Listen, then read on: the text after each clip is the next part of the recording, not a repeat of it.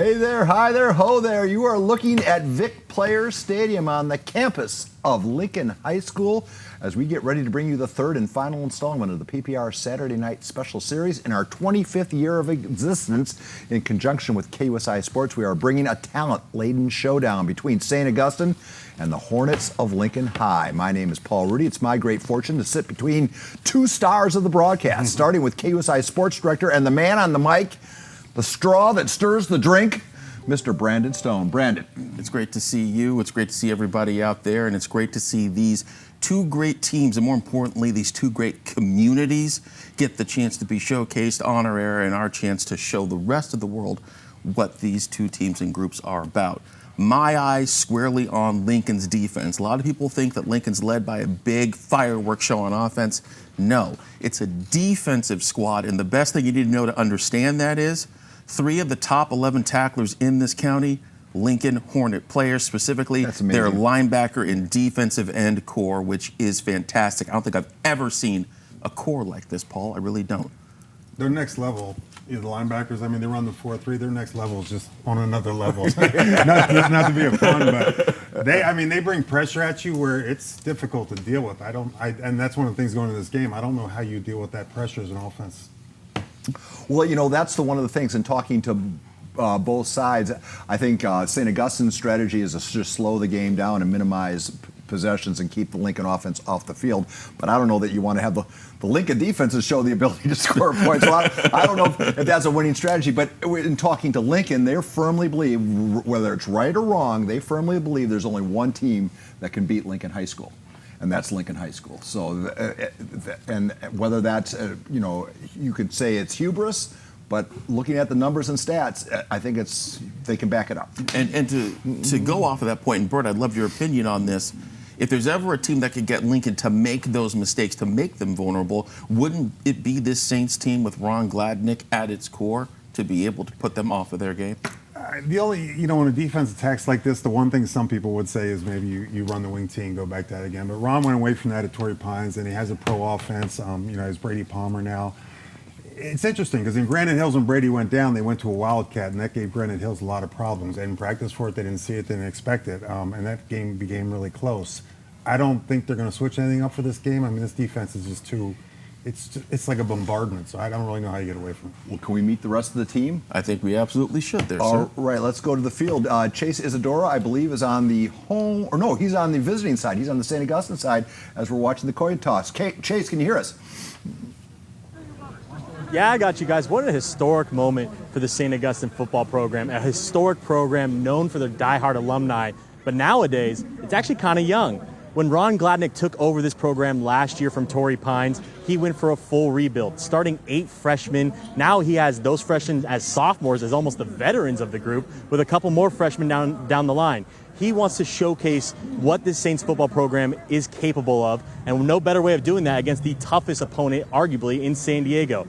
He understands it'll be a difficult task to try to beat the Hornets here tonight, but he wants to go out there and told his players to play with absolutely no fear and show them what Saints is all about. But for that's going to do it for the Saints sideline. Let's send it over to the home side where Bree has the scoop on the Hornets. Bree, take it away. Hey, thanks so much, guys. Yes, I have the pleasure of being on the reigning state champs sidelines tonight as they are fresh off of their 40-14 win over Cathedral. Their quarterback, Achilles Smith Jr., son of Lincoln Hornet legend, Oregon Duck legend, and NFL quarterback Achilles Smith. We actually had the pleasure of seeing him warming up with his son and kind of giving him some tips and advice out there on the field. And I talked to him, and he said it's been such a blessing getting to see his son take and lead the same program as he did back in the day. And of course, he didn't have such kind words about that Oregon missed kick today against Washington in that loss. So guys, I can't wait to have all the sideline reaction and post-game reaction. That's going to do it for me out here. I'm going to toss it back to my pals in the studio. Great to see you, Bree. Great to see you, Chase. That's just part of our team. We got to talk about the part that makes us make sense. And that would be getting our own official in here to make sense of everything in the land. That would be Joe Green. He's not here yet. He's going to be dilated. He just got done with his game. He said he'll be on the blower by kickoff. We should also mention our halftime show will be led by Nick James. So that's the full complement of KUSI employees coming your way as we try to bring you the very best in high school football coverage. Should we take a break now before we got about 4 minutes before kickoff, or do we want to keep plugging along? We have plenty to talk about. All right, we're going to take a quick time out, and then we'll come right back with more pregame show after these commercial words.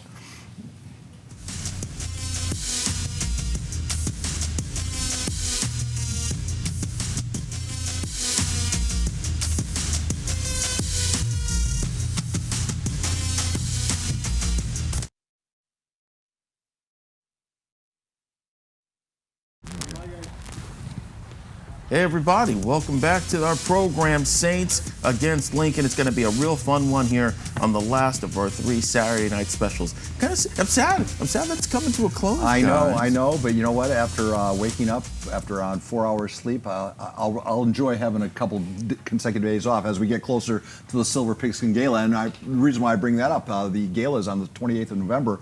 A lot of the names that you're going to see playing in this game today will be up for, or tonight will be up for awards on the 28th.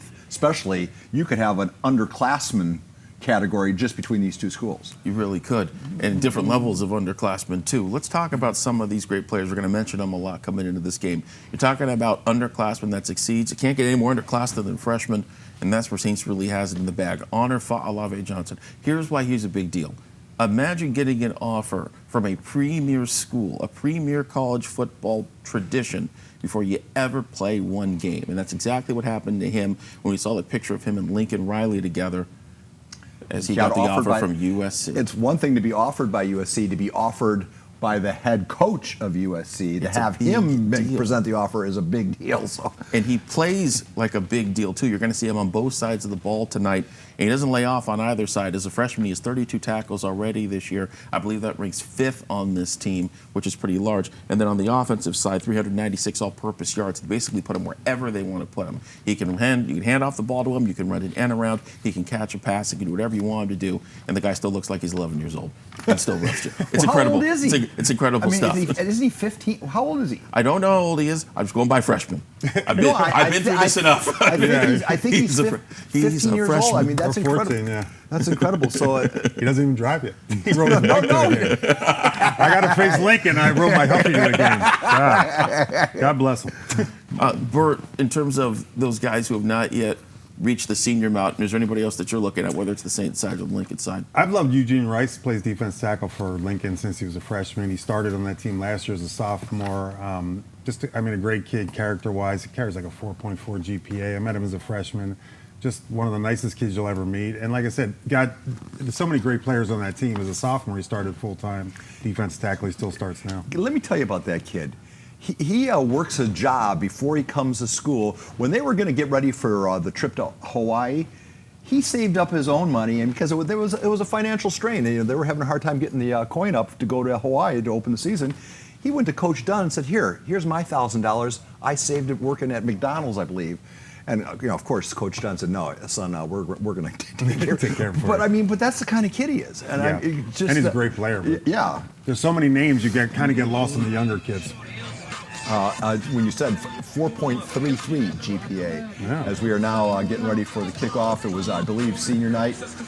And the hive is buzzing. Look at the majorettes. They're back in business. There's nothing quite like the atmosphere of being down at Vic Player Stadium. You're going to see that tonight. It has a unique look with the green and the styles. And it's also beautiful because when we talk about community schools, it really is a community school. When they say, hey, where are the alumni, and you hear nothing at other schools, when you say, hey, where are the alumni at, you hear volumes of cheers throughout the crowd. People who specifically tailor themselves around having 6 precious Friday nights, and then hopefully a couple playoff ones, but they're certainly going to have around there. Also, one of the fun things about when you go to Big Player Stadium, oftentimes you'll see Coach Dunn out there cooking. He's a chef. He'll do the ribs, he'll do the sausage, he'll be out there cooking to calm and relax himself before the game. I love that. Sometimes it works, sometimes it doesn't. I've seen it work, and I've seen it not work. All right, say that again, Brian, about the anthem. We're about to have our anthem right now. We'll go ahead and listen in on that. Also note for when the Lincoln players put those twos up.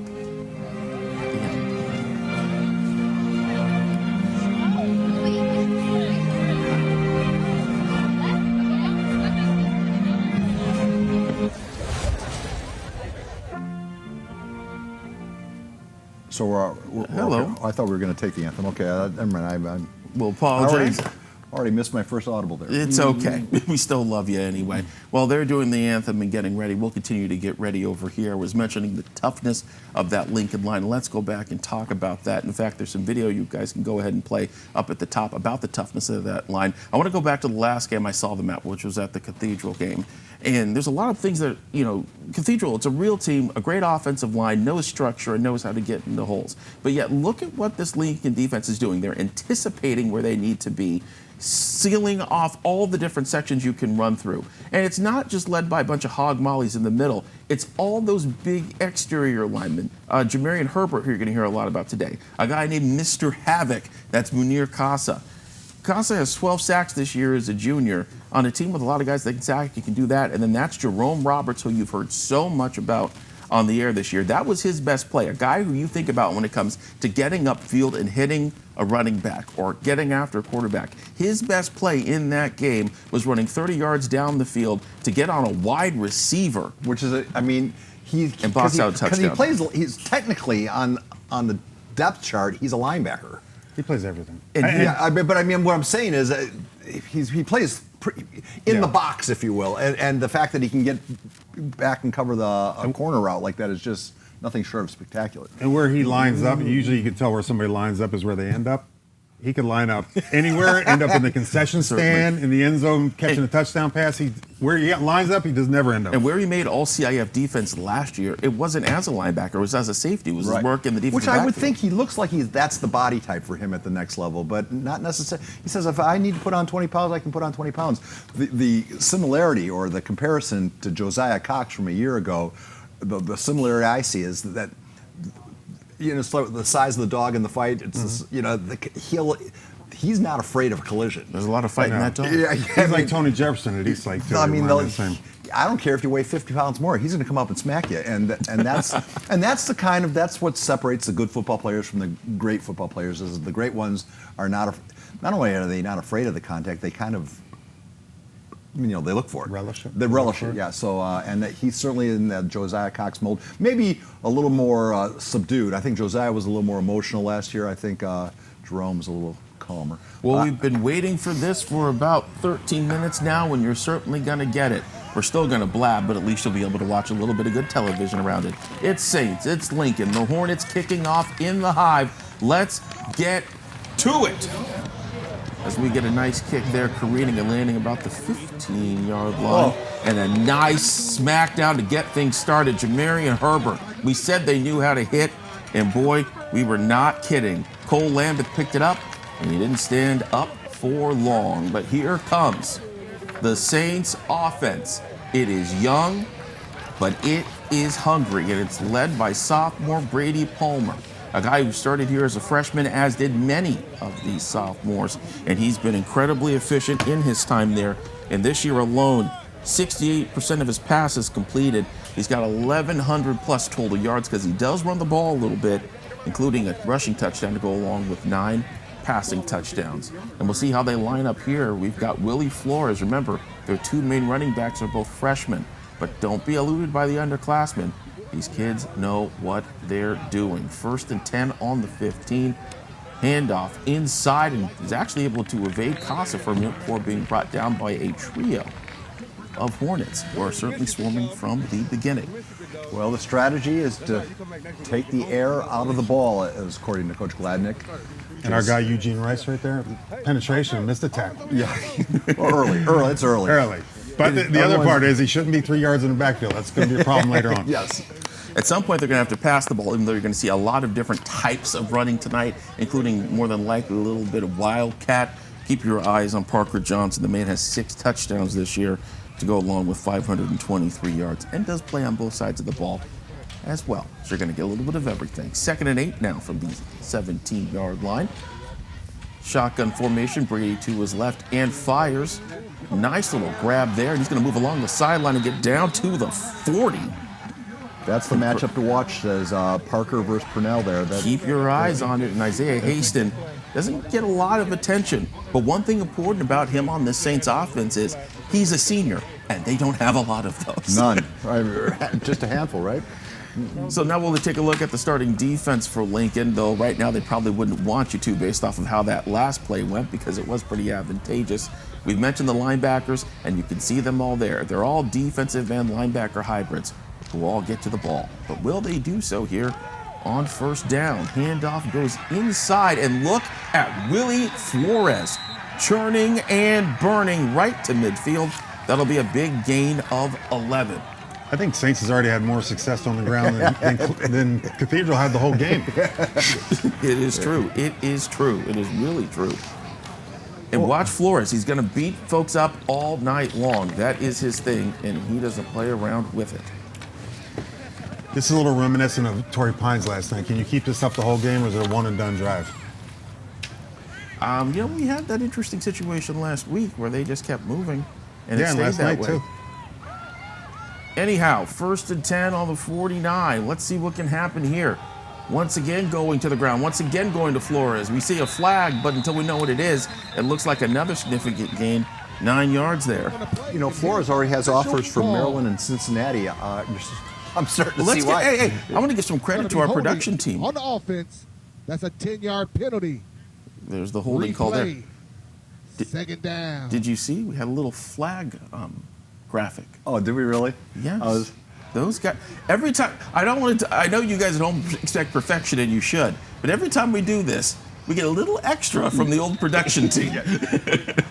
So we should give a big shout out to Fred Swift, Vince Douglas, Brian Burke, and all the people who are giving up on, it's one thing for us to give up our Saturday, but we drag 15 other people with us. It's amazing they still talk to us. Yeah, it is it is pretty powerful. I slept in the broom closet. I didn't go home from last night. All right, well, that's kind of that puts you. It is true. So 1st and 20 now. Let's see what Brady and Ron and company do with it. Play action up in the air, and it swift to the ground. Almost caught there. Almost is the key word. By a man whose name I'm going to say a few times, but I'm going to say the long version once. Bronx Latuli Gasanoa. Nice. Nicely done. And he's one heck of a player. When I was talking to one of the assistants, they said, we're going to get him in on offense a little bit. You're going to mainly see him on the defensive side of the ball tonight, but they do use him as a tight end, and he has been effective. Not a good 2nd and 20 is not a good down and distance for this defense. Because now They're going to come after you. Yeah, they pin their ears back, and it's going to put a lot of pressure on your offensive line. Certainly does. 2nd and 20 now. Back on their side of the field. Brady, a nice lofter, but it is knocked down and almost taken away. Real close to being taken away there. I like how both these teams are working already. It's pretty powerful. Anyhow, that was Marcos Pena, who usually does a lot of work on the offensive side of the ball. He's in there as a safety now and almost comes up with the pick. Next to him there in the defensive secondary is Cam Purnell, a sophomore that was doing work in the North County the previous season and has wandered his way down the 15 freeway. So now what happens here on 3rd and 20?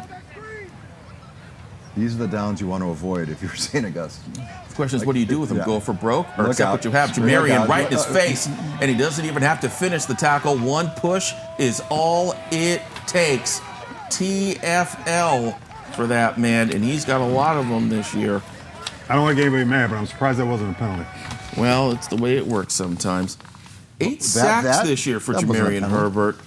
Let's penalty make that college. number 9. Well, it's kind of up higher. I mean, I wouldn't have called talking it. to Jason Carter, he says Herbert's playing like there's no tomorrow. There was an example of it.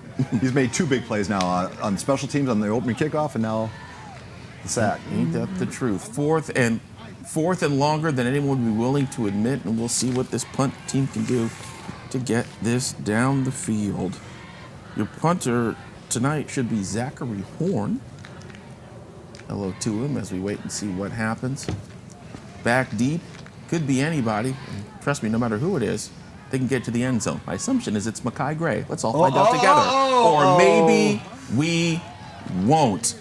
Keontae McClay in on the play. He's going to run with it. Not sure what the call is here, but that's Payne who's going to roll in for the touchdown. There's a flag about, and I do believe I saw human beings on the ground, so I'm not quite sure if that will count for now, but I guess we will wait and find out. Third phase of the game. Drops the ball on the ground Is there. he not down on it there?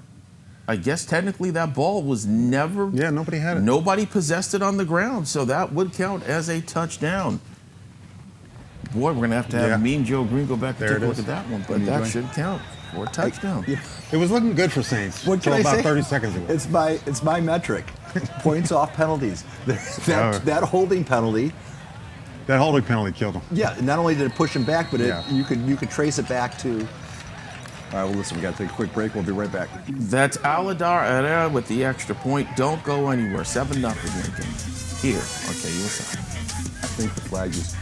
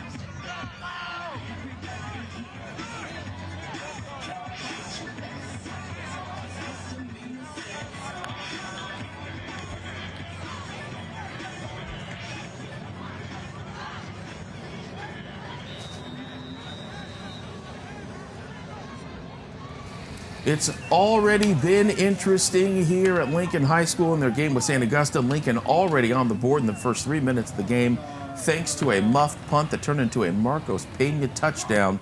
And now Saints will get a second chance at a first impression. Cole Lambeth with the return. He's going to get out past the 30 and then gets chopped down there. Nice drop there by Cam Parnell on special teams. Bert, what do you do to change the tide? Try to And stay positive. You know, I please. love to say establish the run, but I mean, they really have to here. And they were doing fine, but then you get in a position with the, first and 20 or any down and 20 against this defense, it gives them a little more options. Yeah, a little license to be a little more aggressive, and they will be. You can stay with your establish the run because Willie Flores had 2 rushes for 12 yards, but in reality, that's more like 24, but one of them gets called back.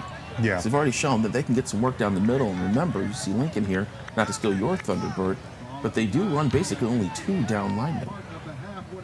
It is a very creative. They're always innovative there. Yes. And Lincoln land. First and 10 now, back to Willie, finds a hole on the left side and goes down for 7 yards there. Big tackle in the middle by Araf Leyva, an underrated part of this Lincoln defense. How underrated? Think of it this way, he's got 47 tackles and 8 sacks, but many of you have not heard of his name ever until this moment. I just said it. Flores is a very patient runner. Yeah. I would be against these guys too. You have to be. I haven't seen Bashif Jones, the defense coordinator for Lincoln, bring any heat yet, and he loves to bring some heat. So what we're seeing right That's now coming. is just your That's usual coming. 4-man rush, just so you know. Yeah, that's coming. Well, I also wonder if that's in anticipation, Bert. You would know this better than I would. When you think they're going to be run-based, you don't want to send everybody up the field. Even So on his third down, he's running out. a little bit of heat now as we see that option offense again, and Willie one more time. Again, it's always a host of players on this team that make the tackle. Rashad Scott's the one who's going to get the Are credit you this time saying around. they swarm to the ball? Oh, see? Like a hive. Exactly. Someone ordered me to not be the You don't comedian have to this time explain around. my humor, okay? Brandon, Jokes are always funnier when you explain them, I'm told. It was a complex joke. I want everybody to know it. All right, well, at least it's third and manageable here from a St. Augustine perspective, but I still think I'm surprised to see Bronx leaving the field. watching the Lincoln defense, they're creeping closer and closer and closer to the line of scrimmage. That would be intimidating. Very. 3-man front here for Lincoln as we have 3rd and 5. They keep it in tight. Brady looking, needs some time, gets some, going to scoop out to the there you right, go. get some space, the first down, and way more. Slides on down at the 45. That'll be a clutch gain of 20. Talking to Ron Gladnick about Brady, he said he's greedy and sometimes passes up trying to be great, he passes up good as far as options. But there, you want him to be greedy there because he obviously he got the first down with his legs. But it's interesting because the development of Brady Palmer is going to be learning to be a little less greedy and taking what the defense has to give him. In that case, I think that's an example of it. The defense gave him the hole up the middle, and he took it. Yeah, I don't think they wanted the protection to break down that early. But again, if you're getting 20 yards, you're getting 20 yards. Mayosi Ailui had the nice block on that play. Give credit to him. What a perfect time to bring in Joe Green right now. Joe Green joins us. Where are you, Joe? Wasn't recovered by either team. It's going to bring up. I am in down. Charleston, South Carolina. You just got done officiating a game. Were you able to see that block in the back right there? Yeah, I did not get to see it, so I'm trying to see who called it. Did it come from the backfield or the flank official? I think the flank official. I'm almost sure it was the flank official. We're used to refs. Okay, right now what they're doing, they're going over there and asking if he wants to accept this penalty and what his options are if he accepts or declines it. Important question for me here, Joe Green. Based on the background, I'm guessing that's a Spring Hill Suites maybe? It is not, actually. Oh, well, I tried. Number 9 is guilty of the... Which game were you doing, Joe? Yeah. Charleston Southern. They were hosting a little school called Lindenwood.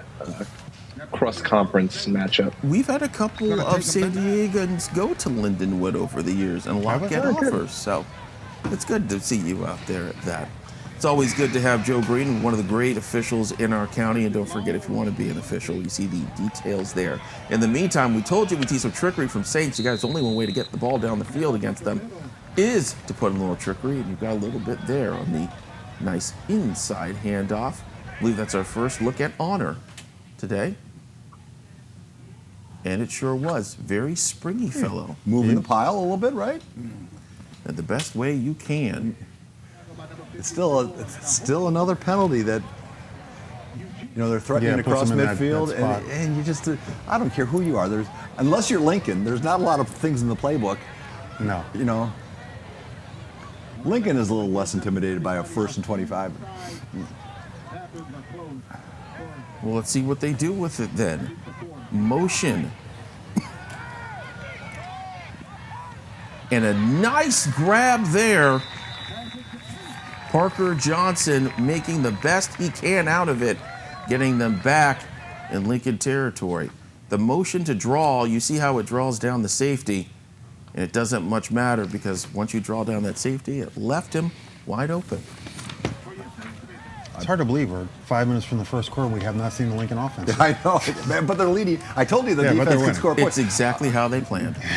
I believe Bree Svant is waiting. Got something from us on the sidelines. Hey, Bree. Hey, thanks so much, Paul. Yes, I had the pleasure of chatting with Jason Carter, Lincoln's offensive coordinator, and he said this is the most important game of the year because it's, quote, the next game. He says they got to treat it with the same importance. They know that this team that they're facing in the Saintsmen is young, but he still says he knows they're a very solid team, and he doesn't want to give them any opportunity to play with them. Guys, that's going to do it for me. Back to you. All right, Bree. Great job by Bree, as always. The next time we talk to her, I want to know if she can ask anybody on that sideline, did you ever expect that you would play a game and in the first combined 15 minutes of it, we'd never see your offense play one entire play? Well, on that scorecard, Gladnick is doing what he said. They're keeping the offense off the field. If I may, and hold on to this thought, Bird, until after this play's over, it's very much like Carlsbad and Torrey Pines last night. Strategy-wise, motion everywhere, but it's legal because the team is not set. Willie back in the backfield with Brady and 2 to the right. Fakes the handoff inside, slant inside, finds Parker one more time. Second catch of the drive, and they are in business. They are. Quite surprised, to be honest with you. And again, the problem with Torrey, I think, was they didn't have the passing game Saints had. I mean, they run, they do a little more than the wing team they used to do, but really couldn't threaten Carlsbad with a vertical passing game at all. These guys are doing both. They're mixing it up well. And after a while, you run, and you know what happens then. Right. The two of you were debating, do you bring the heat or do you not bring the heat? I would only point out, it looked like they rushed 5 on that play, and it left Quick the middle hitter, pretty they soft. hit the hot receiver, and nice game. I mean, that's receiver 1. If you're playing Madden on the Saints, Parker's receiver one. You know, I would only say that if it was high school, I'd probably play NCAA 14, but Okay, I apologize. what does it matter, really? 3 receivers to the right, and you should keep your eyes on all of them, but note that one of them is Mr. Honor. Here's Brady trying to do it by himself. Gets a little bit, not too much. Gets strikes from Jamarian and Rice there on the play. Let's go ahead and talk a little about what we've already seen stats-wise from the Saints offense, since we can only speak of their side and not the other. They've given it to Flores 5 times today because he caught a ball as well. It's been pretty effective. Parker Johnson already with 2 catches on this drive alone. And Brady Palmer, part of that great sophomore class of quarterbacks around here, already has 48 through the air on 4 passes. Could we maybe see pass attempt number 7 here on 2nd down, just outside the red zone? 3 wide receiver set going back to Flores, who's going to get at least 5 on this play, and brought to the ground viciously by Micah Valenzuela. Tough ball players there. Micah is as tough as they come. Yeah. When they wear the neck roll, you Yes, know you that are. they are tough. That seems to be the national rule. That was his 84th tackle of the season, ranks number 6 But in Ardere County. Why are they having so much success with that inside? They've run that inside zone play now, what, half a dozen times? Yeah, probably. It's hard to say with Lincoln. I mean, I don't. Maybe you're tired because you went 1 series, 2 series, you scored a touchdown, you got to come right back out, a long drive. You haven't had a chance to go to the sideline and actually make adjustments with your defense coordinator because you've been out there the entire game. A lot of it is, you come back to the sideline, we get on the board, we make these adjustments. The Chief can't do that right now because they haven't been off the field. Keep your eyes on Biboff, Valdez, and Ilui. Oh! And keep your eyes on the beautiful dodge by Palmer, but it won't end up counting anyhow because of a deluge of Hornets on that play. Valenzuela There came the up pressure. next to Rashad. And this is the hard hitting that we were talking about. Almost got one off there was Damian Watkins, but then the rest of the team comes to clean up. Roberts there From the as blind well. side there was the... And we overlooked that, but Chief will make some adjustments. But again, we're end of the first quarter. He hasn't had a defensive unit on the sideline one time to make a single adjustment. Time for the special teams to get involved. Sebastian Garcia should be the one out here kicking said ball. But by my eyes, it looks like it's Declan boy. Mullins with the kick. Free release from Lincoln, but it won't matter anyhow. This one, not so good. Lincoln finally get a chance to get the ball here when we come back on KUSI.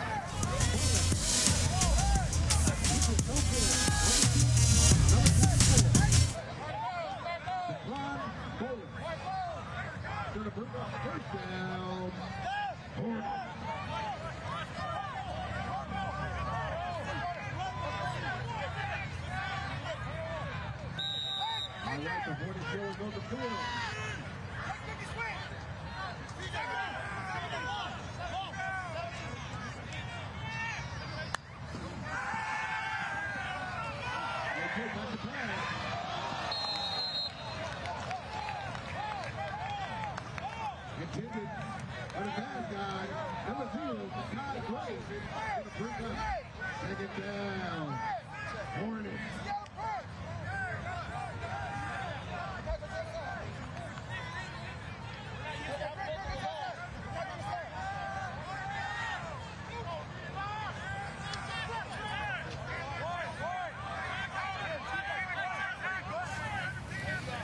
Welcome back, everyone. Lincoln's finally got the ball, an incomplete pass on first down, but it's not a pass this second time around because they're going to go ahead and give it inside to Isaiah Grant, who's going to get them a nice chunk of yards, 15 in all, and give the Hornets their first down of the ball game.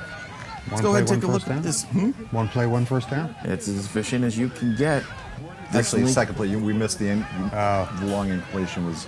one televised play. Yeah, fair. That's what we'll go with. Good point. It doesn't count if you Joseph don't see it. Benavente enters the contest 4 wide now for this Lincoln team, and Achilles Smith Jr. in shotgun. Call him Achilles Smith Jr., call him KJ, call him whatever you want. Just call him a playmaker and highly rated. One of the top 5 quarterbacks in this entire country in the ranking system. And he's going to pull this one deep here and out of the reach of Makai Gray. Second one that's been slightly overthrown here on this Lincoln drive. I can assume they're not trying to hold the ball and run the clock. No, Get no. 3 yards of dust. I would not assume It looks that. like a different set of play calling. And they're not intimidated by second and long or third and long. No, they have playmakers.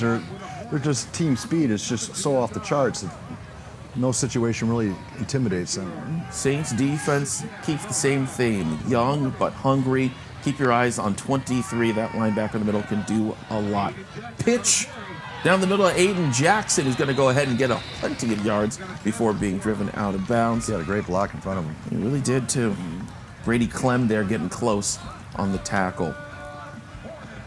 Going back to the man that leads this Lincoln offense, Akili Smith Jr., Oregon commit, just like his father. Oh, as we see the end of the first quarter, it went so quickly. It did.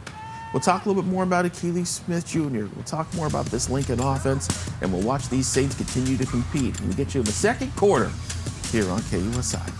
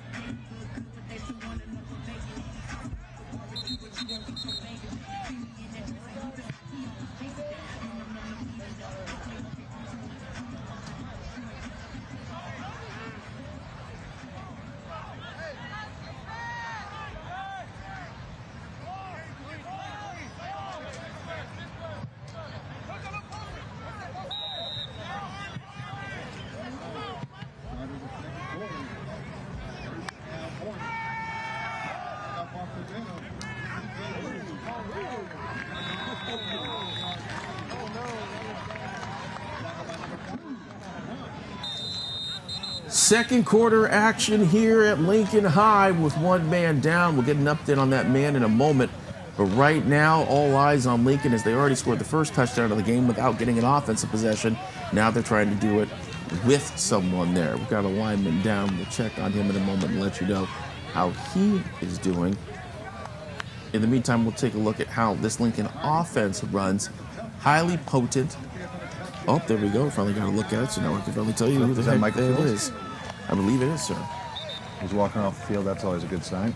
It is good Maybe to he see just that got is, their stepped on. that is their starting center there. Keely Smith Jr., an Oregon commit like his dad, number 6 quarterback in the class of 25 rankings. That's according to the folks at 24/7 Sports. A big deal. Paul and Bert, what do you like about his game? I think everybody likes, well, if you're on defense, you don't like it, a dual threat quarterback, because you like the guy who can sit back there and just throw. You don't like the guy who can throw and run on you. They want to see more of the legs in the Lincoln offense. I was talking to Jason Carter about it, Keely, and I said, is this the best quarterback to come down the pike here? He's got a in the scamper Hive? And there out was of a long bounds. pause in the conversation, and then he looked me dead in the eye and said, Gonna "It be could close." But he goes, we should be Wait on averaging the 70 official points a spot. game. And I thought, oh, come on, coach. And he goes, no. Do you have a flag we on have the that play? many tools. We should be averaging 70 points a game. We should be a national story is what I think is what it was.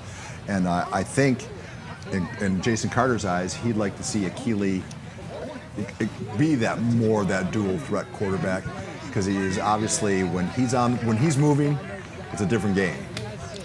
And he's a lanky man. I watched him going for a rushing touchdown against Cathedral a couple weeks ago, and it was he stretched that arm out. He could have stretched it from the 2-yard line, and he would have gotten in there. It was another great run on the outside by Isaiah Grant. Unfortunately, it's for naught thanks to a holding call. It's going to set up 2nd and 18 for us. It's going to set up Akili back in business. Play action.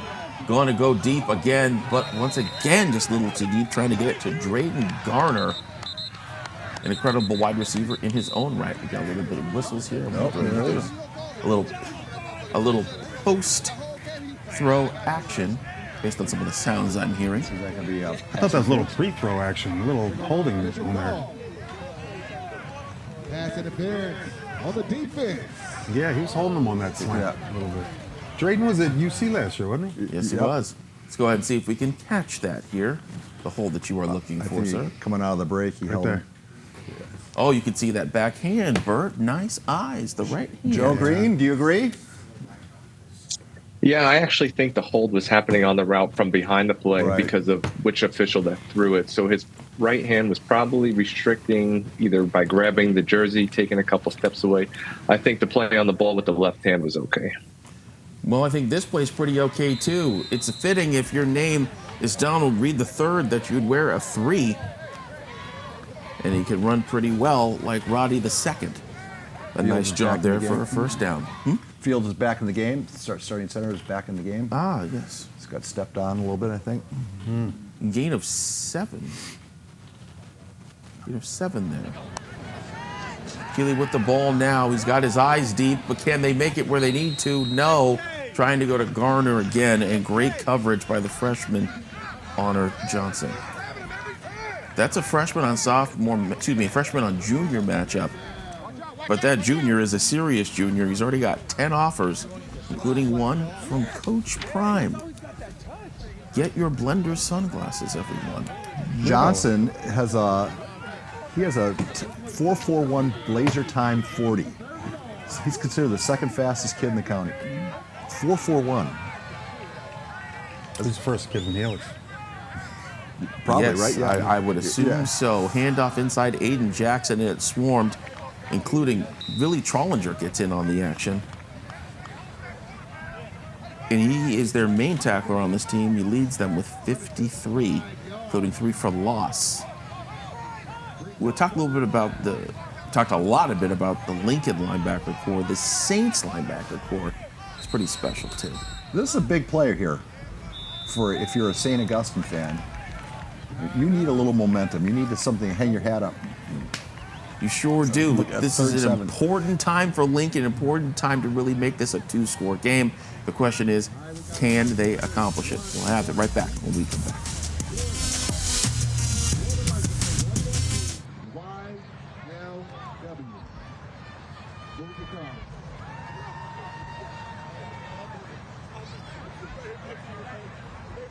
This is a Joseph David Carr. Joseph David Carr. Please come see me.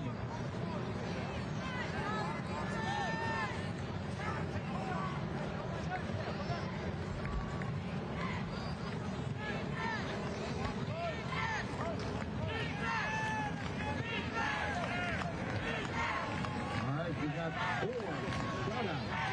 Next shutout goes to Lee Long. Send it down. Because I love you, Doug. Keep grinding. Keep grinding. Okay, Thompson. He picks it up. He passes it. Make the play.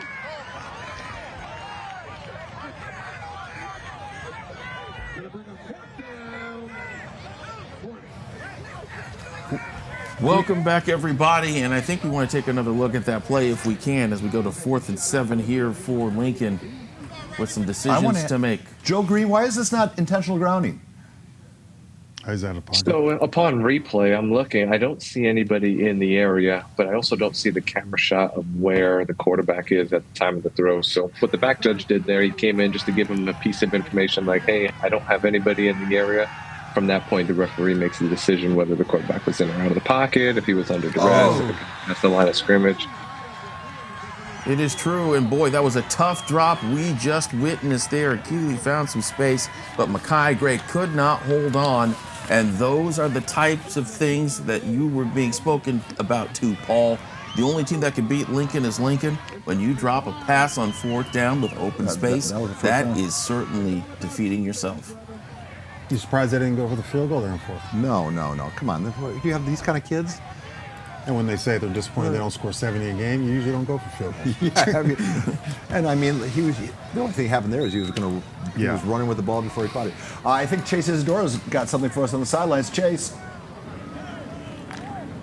Yeah, guys, so when I talked to Coach Gladnick pregame, I talked to him about, having the confidence to go with a freshman quarterback last year in Brady Palmer, and then now as a sophomore, him getting to this opportunity to play in this game against Lincoln. What did he expect from him? He said, I expect the most because he's the most excited playmaker I've ever seen. He's also the most confident player I know. He oozes with it, and he is more dedicated than anyone to go out there and show what he can do against one of the top defenses in the county. Thank you for that, Chase. And I wanted to start telling you this kicking debate. Ed Etta, the kicker for Lincoln, 46 of 50 on his extra points this year because they scored a lot of touchdowns. He's only had to try and kick one field goal, Yes. and he didn't make it. It was from 46. That was shorter than 46, I believe. So It's a philosophy thing. You could be the right guy, but if you're at Carlsbad, that doesn't like to punt. You're never going to get the punt. It's like the Chargers head coach. I mean, Staley, yeah. he doesn't like to punt either. I wonder if we can turn every time we're on the air to a time for you to make fun of Brandon Staley. That's a good test. 2nd and 10 now for the Saintsmen. Going back inside to Willie Flores. Takes a big shot. A lot of big right shots. there as he runs through. A real big shot of courtesy. A lot of missiles coming through. Courtesy of Damian Watkins, who's playing up today.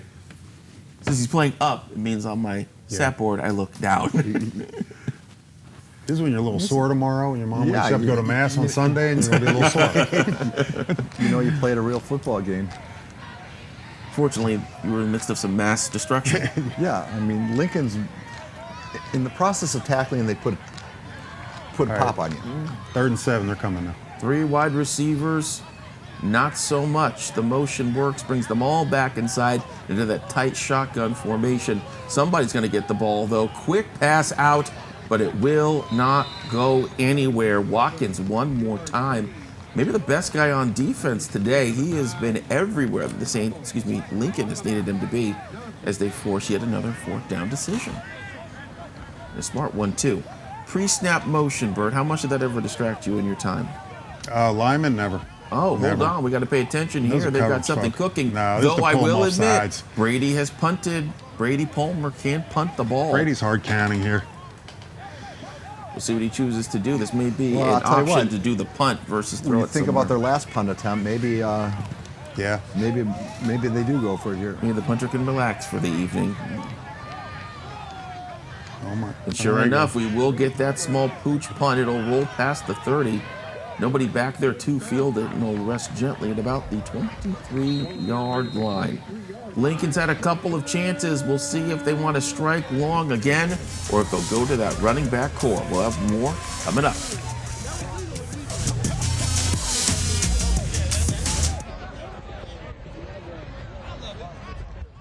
See him put his hand up.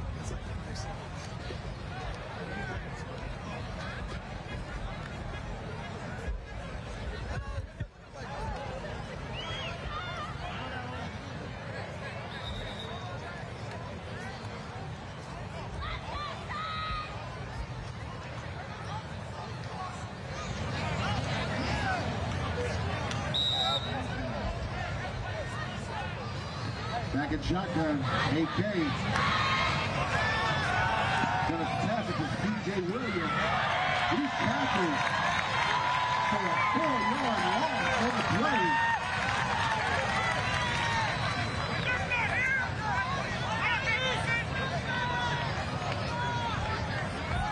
On the tackle, number 6, Parker Johnson.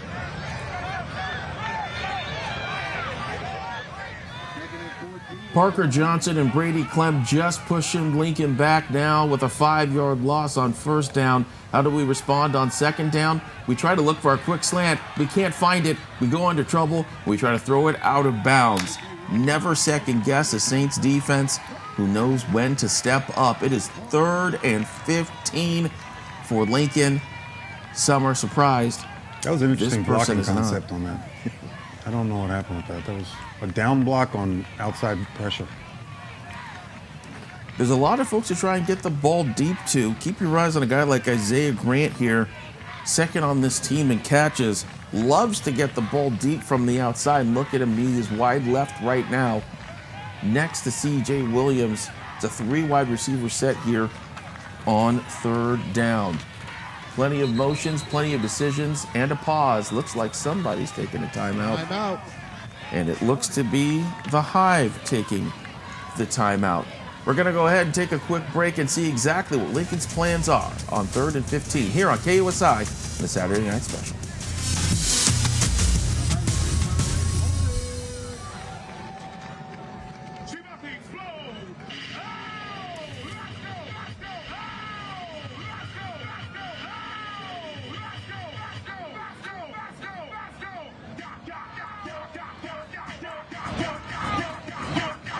Get up!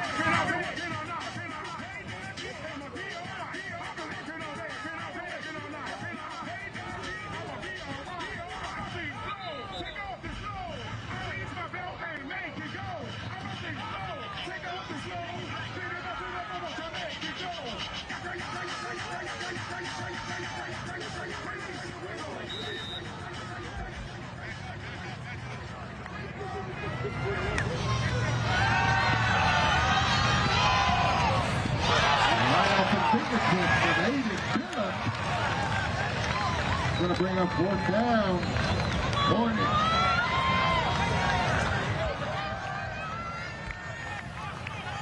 An incomplete pass from Akili Smith Jr. means yet another Lincoln offensive drive that bears no fruit. This is a competitive game. Many didn't expect it, but we here in the PPR and Saturday Night Special, we always know when it's special, it's going to be unique too. 4th and 15 now, and let's talk about why this is not a surprise. You know, this Saints team played Granite Hills week 2 of the season, and you would think Granite going up against the team with a bunch of freshmen and sophomores against the number 4 team in the county. Guess what? It was a 3-point game. Anything is possible. Isaiah Haston with the return here, and oh man, what a shot! Big hit energy, you see it there. I believe that was Mr. Donald Reed who threw down there. You know, tell us. My observation is the Saints tackle you, Lincoln hits you. Yeah. And on special teams, they just have a bunch of junkyard dogs out there who, boom, And that would be the hitting relish part. the contact, yeah. Back to the Granite Hills portion. Saints was down. Didn't have Brady Palmer in the game after the first quarter and still kept it a 3-point game all the way to the end, threw in a couple trick plays, special plays, Wildcat. And what I'm saying is they play to the level of their opponent. So there's no surprise now that Lincoln's only up by 7 thanks to a muff putt that was turned into a Marcos Pena fumble recovery touchdown. Let's see what Saints do now. Handoff inside again. Well, that's And been it's their going to end up favorite. being 4 for Willie Flores. That's going to end up upping his pile to 25 on the night. You know, talking to Gladnick, he said our offensive line is not where it needs to be. But then after a pause, he goes, but it's getting there. And I think we're seeing a little bit of an example of that. Because you could argue that Lincoln has the best 2 defensive tackles, not only in the county, they might have the best defensive tackle tandem. Best front 7. They have both levels. But specifically in the middle, those 2 tackles are really, really good. And the Saints are gaining ground. You know, they're attacking them. You see the rotation there of Herbert and Leyva. We'll see if it means something here as we once again go back inside to Flores. That ground and pound remains. And it gets a few for them here and sets up 3rd down. Flores' 10th touch of the game. 10th touch.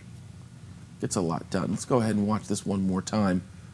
This goes back to what you were talking about, guys.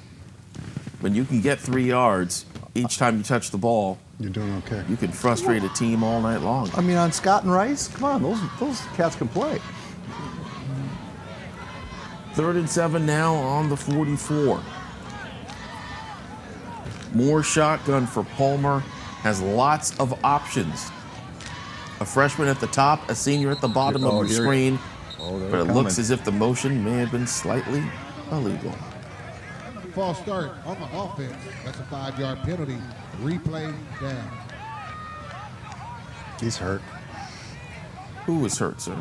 He's hurt. These penalties. Oh, these hurt. Especially for Saints. I mean, they saw Micah coming, and that that might make me flinch too. Yeah, Micah Valenzuela, when he has a head of steam, you might want to get into your first drop back. As Lisa Simpson once sang, when the jazz man testifying, a faithless man believes. I know it's technically Carly Simon, but I'm going to quote Lisa Simpson anyway. Whatever you need. All right, so a manageable 3rd and 7 now turns into a less manageable 3rd and 12. Also fitting because this is St. Augustine. Didn't even think about that. 3rd and 12 now on the 44. Palmer back to pass. He's got Valenzuela in his face and says, I don't like that, but it won't matter because that one is picked off. And look who's going to run all the way down into the red zone on the opposing side. Keontae McClay. I'm telling you, on a team of stars, That man might be the most underspoken about in that Lincoln secondary, and you see why there with his third interception of the 2023 campaign. And that's part of the reason why it hurts so bad. You go 3-7 to 3-12. That Lincoln brings heat on that. They blitz on that. It changes the route difference. You have to get 15 yards now. I mean, that just killed him, that penalty. It doesn't seem like a lot, but it is a lot when you have aggressive defense. It adds up. And McClay, not only is he a contributor, obviously, we just saw him defensively, he's also one of their leading players on special teams. So he just makes big plays. Some people get famous because they get hype and they become stars. Others become famous in the high school ranks because they put in hard work. Right. And Keontae McClay is a hard worker. Like a young Paul Rudy. Of that. Yeah. Exactly. But with talent. Same killer instinct, everything. Can Akili make something happen here? He's got lots of options. Let's see which one he takes. Play action. Thinks the fade. Decides to change direction. Needs a block. Throws deep. Caught deep. What a touch. Dre Day here at Lincoln. Dre to Garner with the touchdown. And a beautiful catch, too. His 7th TD of the season. Dre Day, once again, equals Lincoln's payday, his favorite target. Guys, he goes to Drayden Garner for 38% of his yardage this year, which I presume relates to about 30% of the passes. Now, do we still call Akili a dual threat quarterback? Because Abdul would have ran there. Right, I was going to say. He likes I think he likes the throwing better now. He's not putting any more run. He's maturing. He's just going to use the arm. Into the kick, Aladar Herrera, and it's up, and it is good. And it's good times for Lincoln. A little rocky there. Didn't get the ball to start the game. Had to wait 15 minutes for the offense to finally touch it. They had to warm up themselves. But finally, they get on the board, and Drayden Garner is the man that makes it happen. And they are. Oh, let's go to Bree Savant, who joins us now from the sidelines. Hey, Bree. Hey, thanks, Paul. Yes, earlier I had the pleasure of chatting with Achilles Smith Sr., Lincoln Hornet legend, father of course, Achilles Smith Jr. I asked him if he gave Achilles any any advice navigating, the pressure with all the eyes that comes on him. He's an Oregon commit. His dad went to Oregon, and he says that, yeah, he does have a lot of pressure, and a lot of expectations are on him to fulfill that role that comes with that last name. But he said, the kid is better than me, quote. He says, back when we had to pass, there was things like an X pass, a Z pass, where he was looking at one receiver. Now his son, he has to start looking all the way from the left to the right to find the receiver, just talking about the times have changed. He says he's been doing a phenomenal job when it comes to the mental aspect of his QB role. Very special to see. Guys, that's it for me.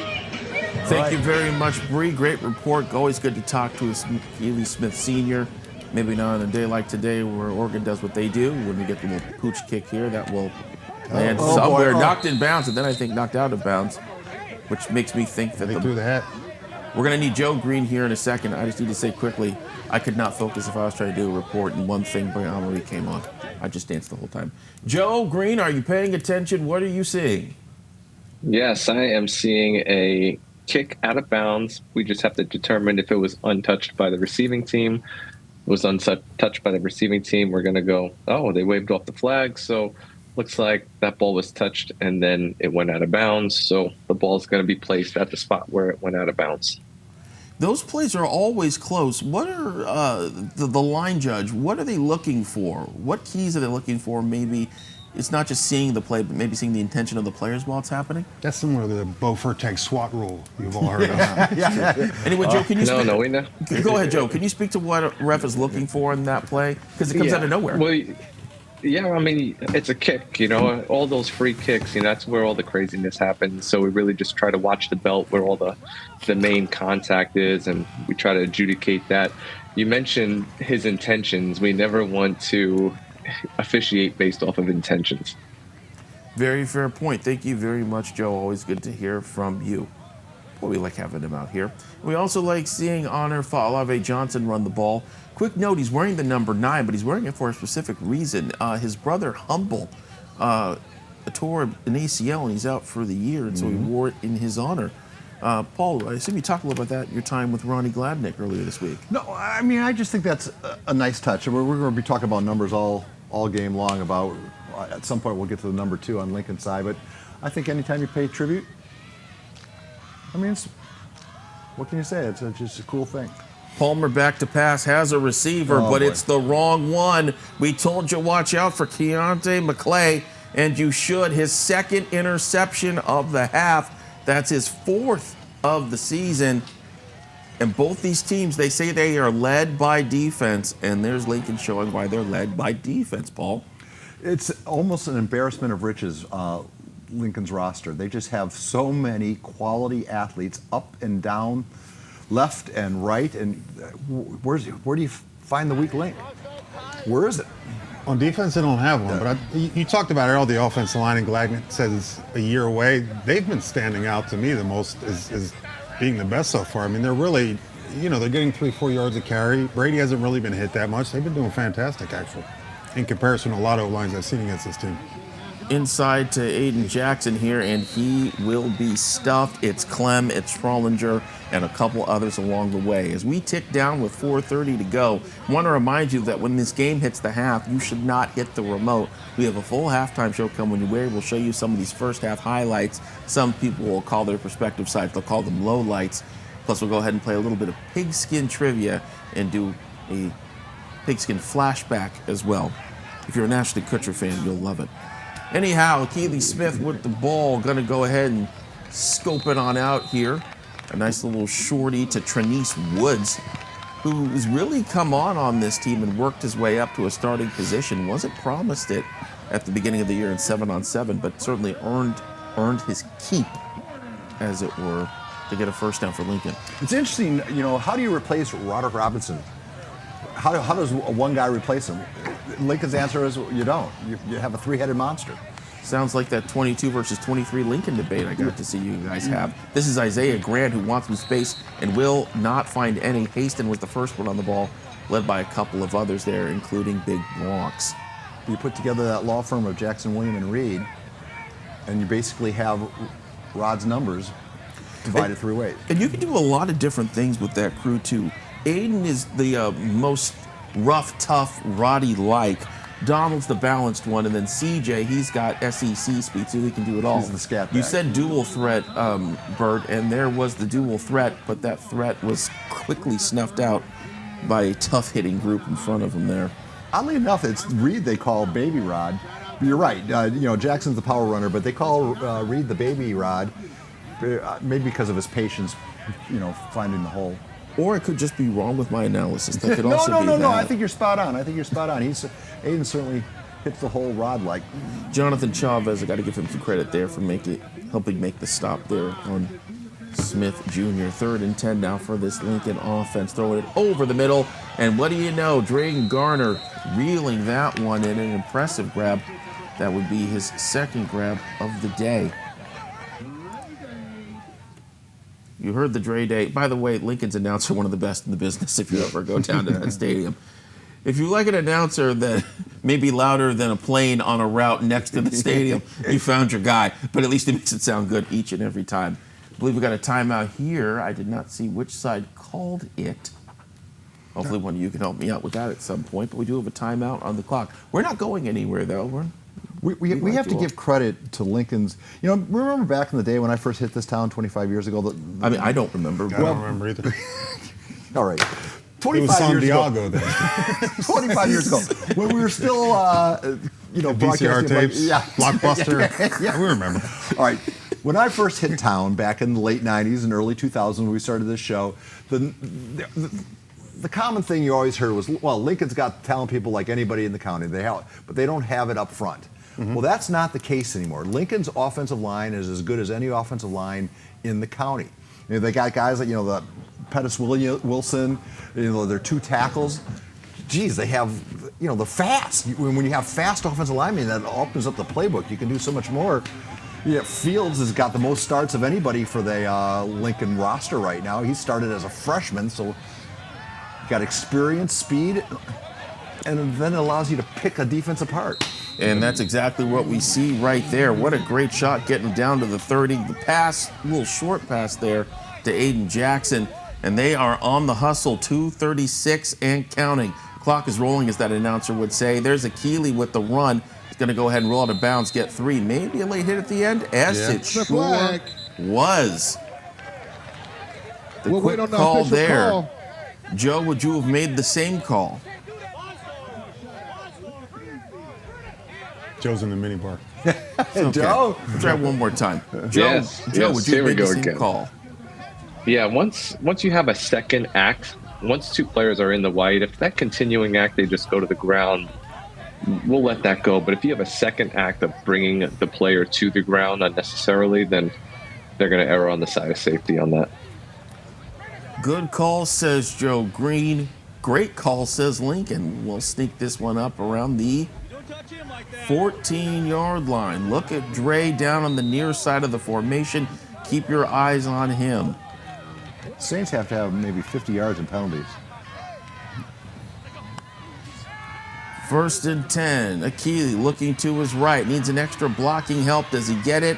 Decides he's going to use his feet and uses them enough. Doesn't lose any. It'll be 2nd and 10 for Mr. Smith Jr. It's interesting. We have Jason Carter and Stephen Cooper, defense coordinator and offense coordinator for Lincoln, defense coordinator for Saints. Really good friends. Kind of interested what their conversation is going to be after this game, and how much Jason actually tries to pour it on. Kindness is always key. Well, you know, Inside Well, to they're Donald good friends. Reed. Would I do that to you, Paul? But it's not even pouring it on. Lincoln's second unit is really good. Lincoln's second unit is as good as some schools' first unit. So is it pouring on? You put your subs in, and they're still step faster than your guys. Well, if we went bowling, obviously I could beat you by a lot, but I wouldn't go much past 120 because I know you can't do much. Oh my, the two of you. Nice catch there on the little side route, grabbed by Joseph Benavente, who keeps it moving here. I can't see a clock, but if I did, I'm going to bet it's about at 1:10 would be my guess. As Lincoln trying to make some quick decisions here with the clock certainly We're going to get that moving. camera back in just a bit. We just had a battery go down.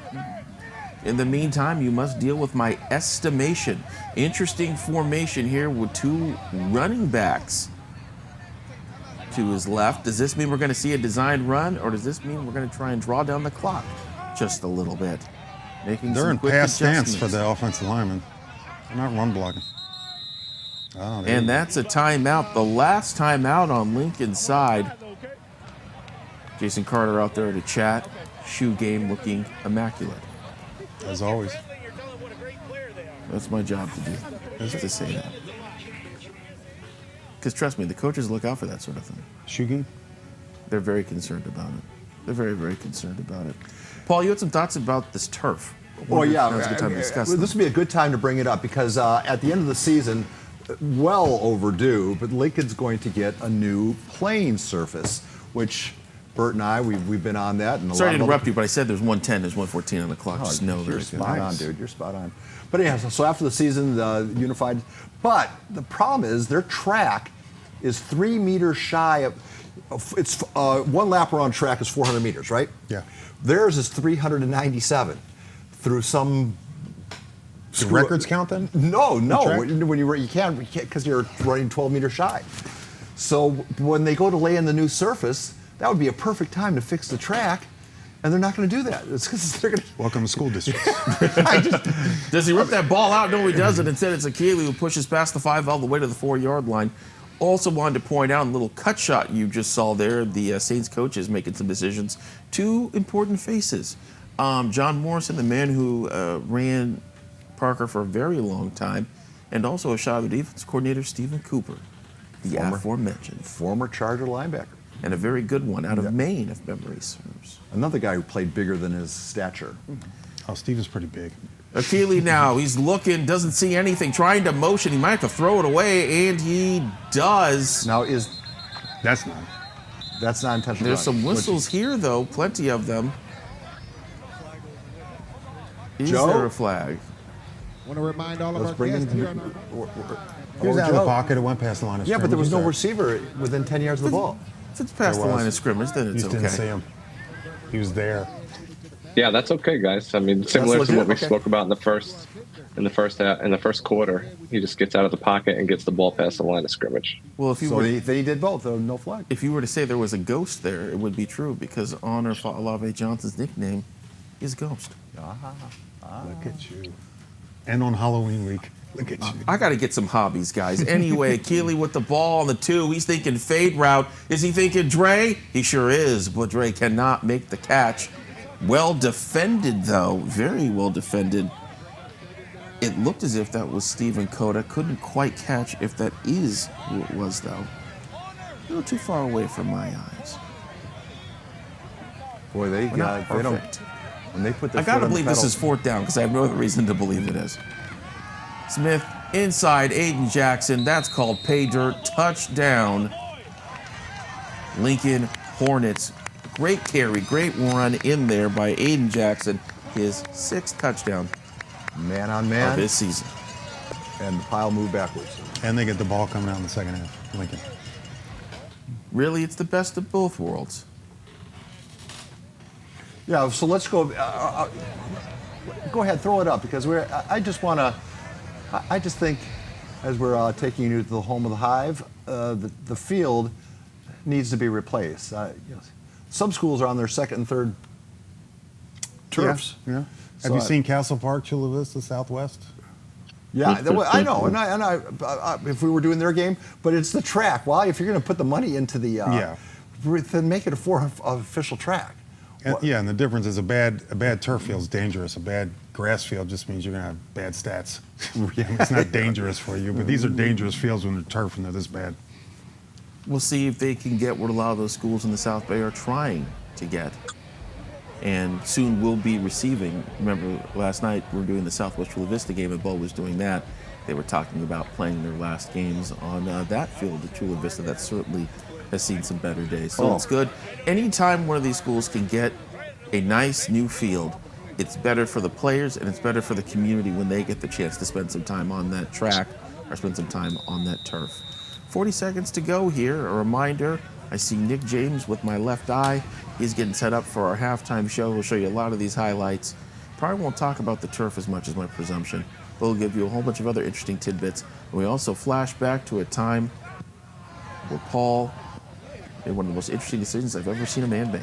This is Cole Lambeth here on the 10, trying to find some length. There's McCray there, couldn't get him, and now Lambeth has a lane. Got one blocker and 2 gets pushed, but that push won't matter. And look who's taking it all the way back to the end zone and gone. Cole Lambeth putting the Saints on the board with the 90-yard return. Boy, did they need that. Cole looked like he was jogging and just outran everybody.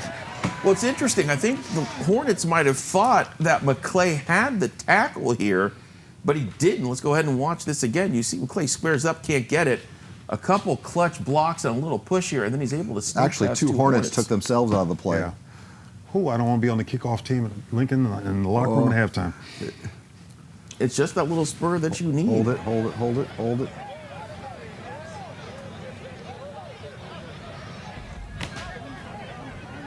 We're coming back. Looks like something happened that we didn't see. Again, the perils of looking at this through a monitor, folks. Our apologies on that. Well, obviously, there was a flag down, so. Either way, Cole has some deceptive speed. Yes, and I would argue it was a holding call. I would argue even with the holding call, if you're Lincoln, that's still something that should not happen to you with 30 seconds left and a half. It's simply unacceptable on their part. I mean, the story of this game is turnovers and penalties, if you're looking at it from St. Augustine's perspective. Yeah. I think Willie just tripped on this turf that you were talking about there. I mean, they have to have close to 100 yards. But, that's usually indicative of one side being superior. When you tend to pile up penalties if the other team's a little faster, a little stronger. And I'm surprised they didn't just take a knee there. They pulled the Miami where they ran the play against Georgia Tech last week. Well, I guess if you let a touchdown go off the board, you have nothing to lose. It's been an interesting one, that's for sure. 21-0 here at the half. We've got our halftime show coming up. Nick James is ready, and we take a look at this game and so much more when we see you back on the KUSI Saturday Night Special, courtesy of PPR.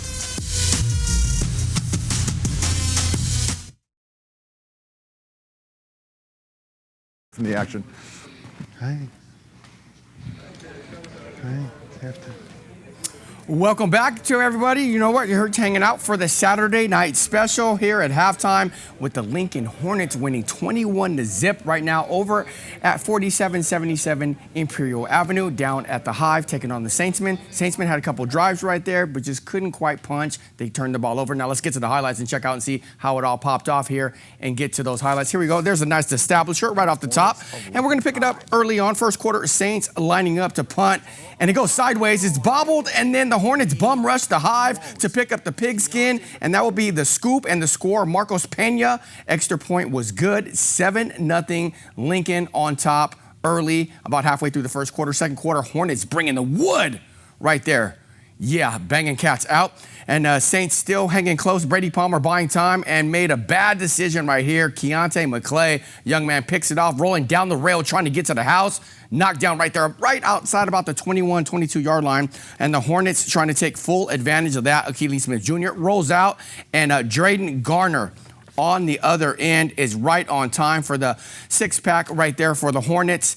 And that puts them up 14-0, and then we're going to get a pick right here by McClay. Another nice defensive play by the Hornets defense. Very stingy tonight. McClay's second INT in the first half, and yeah, they are looking good right now early on as Lincoln is dominating on both sides of the ball, offensively and defensively. On the first drive of the game, St. Augustine had the ball going, and they just kind of killed themselves with a penalty, I should say. So Lincoln's winning right now 21-0.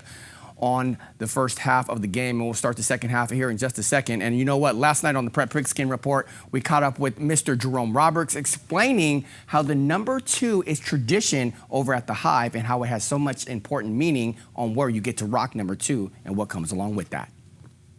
You know, everything's earned, so you had to earn that number 2. It's not just given to any player. You got to put in the work off season. You got to put in the work in the classroom. You got to put in the work at home. You know, you got to just be a well-rounded player and a well-rounded human.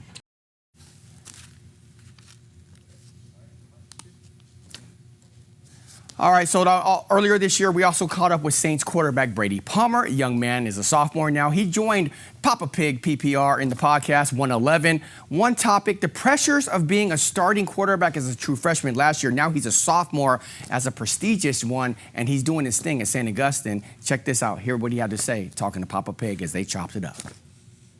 Most of y'all are just going to be sophomores now. I mean, how much changes in a year? I mean, everybody knows 2 years out we're going to have a problem with Saints, the big problem. But is it still that big a jump from freshman to sophomore year for the majority of your team? Well, if you look at stats, we only lost 2 or 3 seniors. Misa being one of them. He was our big offensive lineman loss. But we definitely rebuild, and we have depth, and we've just trained so much harder, so much differently this offseason than compared to last offseason. And last year coming in, you know, we only had like 2 months coming from 8th grade to get ready for the season, and just being a part of the entire offseason this year has definitely helped. We've built great relationships, and it's more than football when you're on Saints, and I feel like we definitely have that brotherhood that people pride themselves on.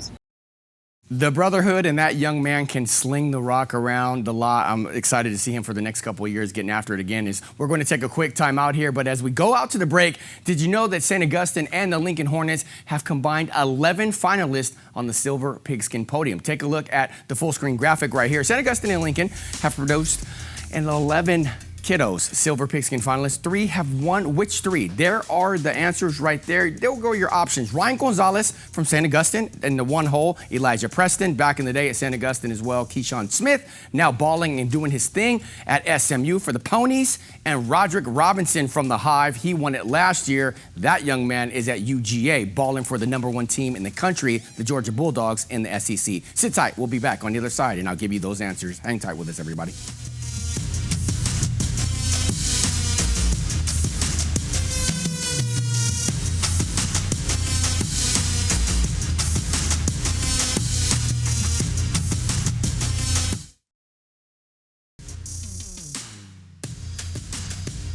Everybody, all righty, welcome back to the PPR Saturday Night Special. Halftime here, Lincoln Hornets leading 21-0 against the Saintsmen.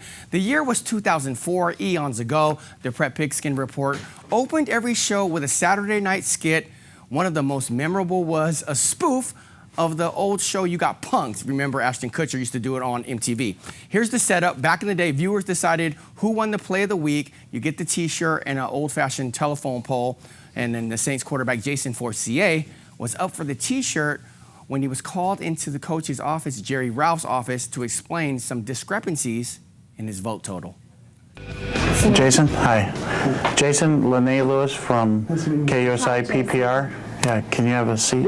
I don't know if you know this, but the FCC monitors all of the contests at every station. Yeah. We just got a call from them last week. KUSI is actually facing a pretty hefty fine. Just about every page here, take a look, can you flip through? This is just to excess. We're looking at about a $5,000 fine, which the station is not going to pay. We're going to pass on to you and your family because it's unacceptable. And the other thing, I'm going to have to ask you for the shirt back as well. Okay. It's null and void. Mom, she called a lot. She told me. Okay. And then, she was just... Yeah, your mom loves you very much, but this is kind of... This is pretty serious, overboard. actually. And also, for final verification as well, we're going to need to get your cell phone from you. So do you have that with you now? I have a new cell phone number, yeah. You have a new now? See, that's going to look even worse, that you changed your phone number after all of this happened. I mean, seriously, you made 85% of the calls for this thing, and then Jason, you've just been oinked. Oh, my God. Paul got them good right there. All right, that was cool stuff right there. Ashton Kutcher, Paul Rudy being Ashton Kutcher right there. So let's answer the trivia question. Now let's go and check in on that as we take the full screen. The question again is, St. Augustine and Lincoln have combined to produce 11 Silver Pigskin finalists, and of those 11, 3 have gone on to win the award. Which 3? That is right there, Ryan Gonzalez, Elijah Preston, Keyshawn Smith, and Roderick Robinson. The correct answer, working backwards, is Roderick Robinson, and he won it last year. Elijah Preston won on the midway back in 2015, and then Ryan Gonzalez was our 3rd winner back in the year 2000. Sit tight, everybody. We'll be right back on the other side of the break. Sit tight.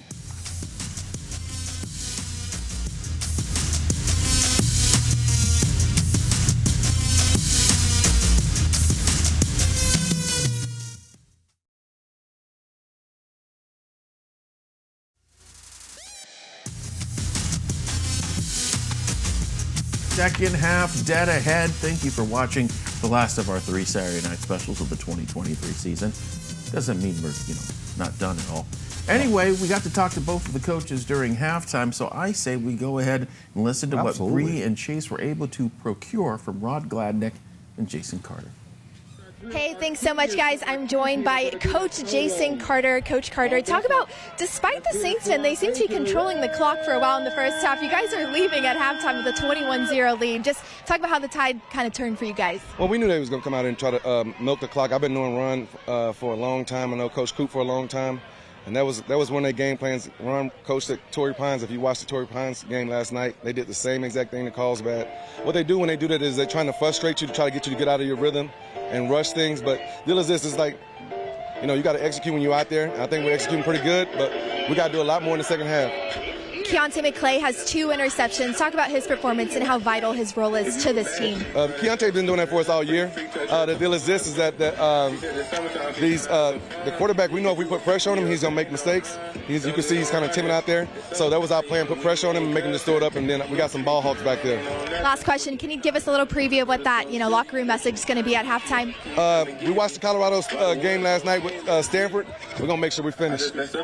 Amazing. Thank you so much. Best of luck. Thanks. All right, Coach, a couple crucial penalties on both sides of the ball. Yep. It kind of seemed like the difference in this game. Yeah, I feel like our defense is doing an outstanding job. Our offense, we obviously had the punt we dropped, but our offense has put our defense in a bad position. But outside of that, we have managed the game. We've done a lot of good things. We just got to move the ball consistently on offense and get some points. You guys are the younger team, but you do match up physically. Are you impressed by that with your team? Yeah, I feel like physically they haven't been able to, move us. They haven't been able to run the football. They haven't been able to do a lot of things they've done against a lot of other teams.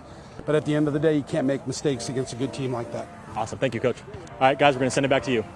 Thank you very much, Chase. Thank you before that to Bree interesting insight from the two of them. No disrespect to Bree and Chase, they're both fine reporters, but when I think of halftime interviews, I only think of Bert Grossman. And I was thinking the same thing. because it's the arm around the shoulder and then the walking. personal walk. And where are you walking to? Because it seems like you're walking into important places towards the concession snack or what? Important places. Usually my car, but that's when I leave. But it's like a stroll. It's not even a walk. It's a stroll. You hear the difference in the two coaches. Coach Gladney said we tried to manage a game. Jason Carter's we want to kill you. Pretty much. And he did make the point that we made earlier. It was similar to last night what Torrey Pines was trying to do. You have to milk the clock because you have to keep these teams off the field.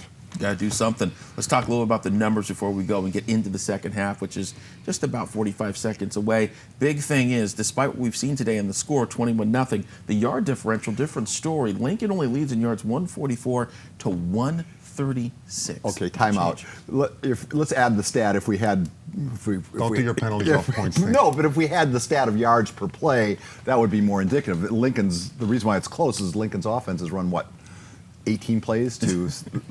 I mean, they haven't been on the field. If you want to have a lightning offense, it better work like lightning getting down the field. Quarterback comparison, 4 for 13 for Akili, not getting the ball where it needs to be. You saw some of those balls were getting a little too sky high on it. On the other hand, Brady Palmer started this game 4 for 6. Ends that first half 5 of 10 for 25. Really, the running is where we've seen a lot of the great business happen today, and that starts with William Flores right now. He's 9 for 28, and then look at what Aiden Jackson is taking care of for Lincoln, getting that late touchdown. He's been really effective on the ground as well.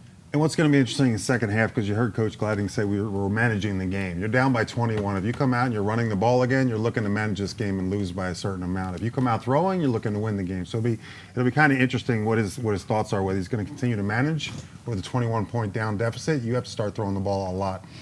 3 Saints turnovers. I wonder what this game looks like if we don't have that. We know it's at least 14-0. If that doesn't happen, then you add on the bad block, the holding call on the return. Whole different game without those mistakes. And maybe that's the difference between a team led by seniors and a team led by sophomores. At some point, I'd like to ask Joe Green, our rules official, when you go to a game like this as a crew, is justice blind and you're just looking and calling it as you see it, or do you go into a game with predispositions like, okay, this player, pick a player has handsy or something like that? Do they go in a game looking for specific violations and fouls? It is a good question. Just because, the penalty yards are such a big... Well, there was a block in the back right there. They didn't call it, so let's ask him. Joe, so basically, yeah, I'm here. So basically, we do our homework on tendencies and things that could possibly give us, the best preparation that we can going into it. There's not a predisposition, though. I wouldn't use that wording, but we are prepared and we check tendencies for sure. It's not my first poor choice of words, Joe, but you know what I was going at. Are you people's tendencies or players that have, or they're handsy or whatnot? Absolutely. If there's bad technique by one person throughout a whole game, we're going to be aware of that. And same with right-handedness, left-handedness. Like if we break it down to that level, that granular, so we're prepared ahead of time. Great job, Joe. Hate to interrupt you, but you saw that big play by Drayden Garner, got him 45 yards on the pass from Akili, and that Lincoln offense, Jason Carter said they weren't going to end up like Colorado, and he meant it. Big pass there, and you can see Lincoln the Saints try to get the momentum back with that big gang tackle on the toss to Aiden Jackson there. That tackle led by looked to be number 43 there. Can't quite tell. Anyhow, thanks for that. Let's go ahead and show this nice play again. Oh, great stop. That's just good form tackling. That's the second great Jonathan Chavez tackle of the day. 2nd and 10 now, and Akili wants to get in business. Trinice Woods inside. Watch out for him. He's been effective. 20-plus catches on the year. Another fade from Akili. Almost gets it in there, trying to get to Jackson in the flag, but there is a flag. They don't what like was it. that? That's good coverage. Is that a predisposition? No predispositions there. I don't have an angle as well on this, so I'd love to see the replay. Whatever happens off camera. There seems to be a little bit of a push at the end, but it felt like the ball had already landed. Actually, on the Hornets, it's going to move them back. 50. So we. No, now we're going the other way. No, they're going back to line of scrimmage. See, sometimes the announcer will get you. You can never quite trust the play-by-play guy. Anyhow, 4th and 18 here from the first. From the 18. Someone told me not to laugh at my own jokes. I tell them I'm trying out here, okay? 1st and 10 now. Keeley moving to the left on the designed run, gets some blocks and heads out around the 10-yard line. Be a gain of 5 for Mr. Smith, still trying to find his way. A reminder for those who are just stepping in now, there are a lot of star-studded players on this field, including Keeley Smith Jr., who is the number 6 quarterback in the junior class in this country. But there are a lot of great bloodlines on the There field. sure are. Let's see what happens here now. Going back out to Isaiah Grant, makes a couple nice steps, but he'll have a gathering there. Falave Johnson goes ahead and gets the tackle right there. Talk about those jeans. You were in town, Paul. Bert, I presume you were somewhere near town when Akili was getting into the NFL, correct? That would be the 99 draft? 98, 99? I was just, I was here in 98, 97, 98. But I thought Akili was before that. I did too. I'm trying to remember the draft, because he played baseball for a time and then went to G House. Anyhow, back to Aiden Jackson. Goes inside. Lots of tackles, getting past the 5-yard line into 4. I just remember the seniors of pitchers. He had those ugly Nikes from and they couldn't have been 2000s. They were like mid-90s Nikes. Gotta love it. As you can see, this Saints defense, it is standing up strong here in this opening drive of the third quarter of this ball game as we cross the 10-minute mark. What will they do? 1st and goal. Pitch. Jackson gets past 22 and gets in the end zone. Lincoln makes good on the first drive as Aiden Jackson gets in the end zone for the second time today. We'll watch it again on the student body. Nice block. Very nice block by Rashawn Hardiman, left tackle. That's a great seal there. Help Jackson get in the end zone. Got to give the offensive line credit. Yeah. And you got a good close-up of how bad that field really is. Yeah. It's nice. Go ahead and square up for the kick here with Aladar Arana. He's done pretty darn well for himself today. 3 for 3 on extra points. He's crossed the 50 kick mark for extra points and the 50 make mark as well. Aiden Jackson putting in the action. Second touchdown of the day. Saints get the ball when we come back.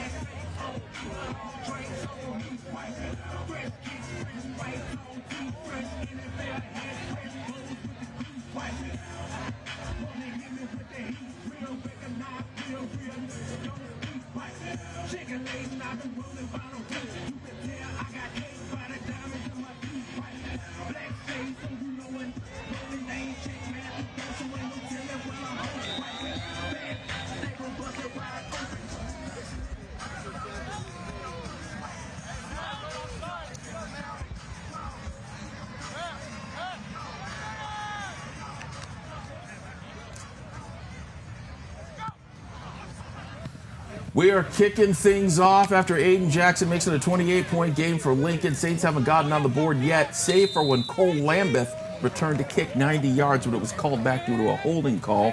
Can't replicate that there. Ball is down around the 21-yard line where the Saints will begin again. Paul, I believe you have a question for Joe Green about procedure. Yeah, Joe, we're getting close to the running clock conversation. How does that work? The machinations of that? Scores one more time without St. Augustine scoring, then it's going to go to a running clock at the start of the fourth quarter, unless if both coaches agree ahead of time. And there's your answer. And this is illegal. Oh, that is, if you're going to get a face mask, well, that was a big league face mask. Finish the face mask. That's what I say. So Eugene Rice, if you're going to do it, Do it. Man, I am so impressed with those guys up front. They really are quite the tandem. Can we please get the replay of that? I'd like to just see that one more time. And remember when you had a helmet? I remember. Pepperidge Farm remembers. That was Eugene Rice there. I'm just glad the head wasn't in it. Yeah, I'm going to go ahead and say that's a penalty. I don't think we need Joe for that one, guys. No, Joe, I could have called We that love one. you, Joe. We love you, Joe. Usually, the evidence is in your hand, the opposing helmet. Very true. It's like a game of Clue. Absolutely. Yes. It was in the backfield. The butler did it. With the helmet. 1st and 10 now, and a well-earned one off of that penalty. And we'll see what Brady Palmer can do in his first action of the second half. Went 5 for 10 in the first half. Handoff to Honor Fa'aleve Johnson there. And he will make do with it. Gets about 5. So down at the 40-yard line. Making about 2nd and 5. And it appears we're going to stay in management mode for Saints. Well, you know, if you can hang on to the ball. A little bit more about Mr. Fa'aleve Johnson. Also, quick message to the guys in the back. There'll be an apostrophe instead of a dash there. I'll just blame myself for having written on my copy. A freshman and has, by my count, 3 scholarship offers, including the likes of USC, San Diego State, and Colorado State. Barring injury, he's going to be an SEC kid. A high proclamation. Do you see that in his game, Paul? No, I'm just going by what coaches are telling me. I'm not going to pretend to be an evaluator, but that's the consensus that if... I will tell the public as we wait to see what the call is here, if it's procedure, and it is, false start. Paul does have a good eye. Before the season started, he pointed out a guy in Torrey Pines. He said, this is a guy's good quality. And now Cade Wilkins has become one of the premier defenders in the county. So, Paul, you do have an eye for talent. Well, have you been studying, or I try. do you have somebody that tells you this? I'll tell you why he's an SEC guy. He's this young and he's clocking a 4.4140 laser time. That's a legitimate. Yeah. I mean, that's SEC speed. We forget the difference between a 14-year-old and 18-year-old. Yeah, I mean, that number's going to go down. I mean, yeah. Palmer in the air, gets it out. Nice one to Isaiah Haston, one of the lone seniors on this group. They had barely any seniors last year in Ron Gladnick's first tour of duty. They still have a small patch now. And Isaiah's one of them and working well on this team. He's seen a lot. You know, building on that, Brandon, everyone thinks next year is the Saints championship window, but in talking to their coaching staff, that's not how they're looking at it. They're looking at 2025 as the beginning of their championship window, when a lot of these underclassmen are potentially juniors and seniors, and they continue to have freshmen like they currently have. That's when they think their championship window. That's 2025 and beyond is when they think they're going to be an open contending team, an open division contending team, and they hope to have that. Well, the window to a first down was certainly closed there thanks to McClay and Valenzuela, but there is a flag on the play. We will look in and see what that call is, but now a replay of a tough tangle. 15-yard penalty, automatic. I'm assuming it's a 15-yard penalty because it looks as if Parker Johnson's face mask was yanked at. I missed that. That would be it was when he was getting tackled. If that was the 15-yarder, looked as if 30 yards and face masking penalties on one drive. Next shout out goes to number 55, Ramon. Well, good for you, Ramon. Anyhow, let's continue on here. It was a roughing the passer. Oh. Again, we do our best. I mean, you got to remember, the kid's a sophomore. Can you imagine Palmer? All these kids. Yeah, down the road. But still, I mean, how many quarterbacks started a freshman? Yeah, he's Achille is unflappable.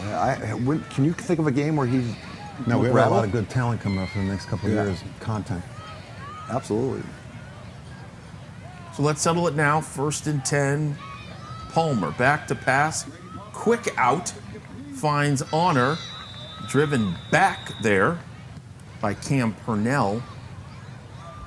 But the forward motion will take it to about a 5-yard reception.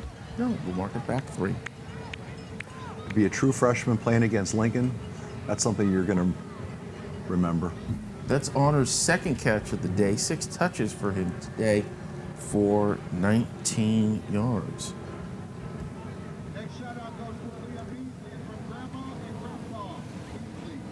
No, I was thinking all the players on the field right now, which one is most likely to have Tiger Woods' autograph, would you guess? Seriously? Yeah, Ron Gladnick? I'll take any Saints one, frankly. No. Nice We're going Ron. stop there. Gets about 2. We haven't called his name yet, but the tight end for St. Augustine, Sebastian Tucker. Oh, we got Josiah Cox. Josiah? Oh, there's Hey, Bree, his I dad see is- Josiah Cox. We'll get to your story in a second, Paul. I see Josiah Cox, and that makes you think we should talk to Bree Saplan.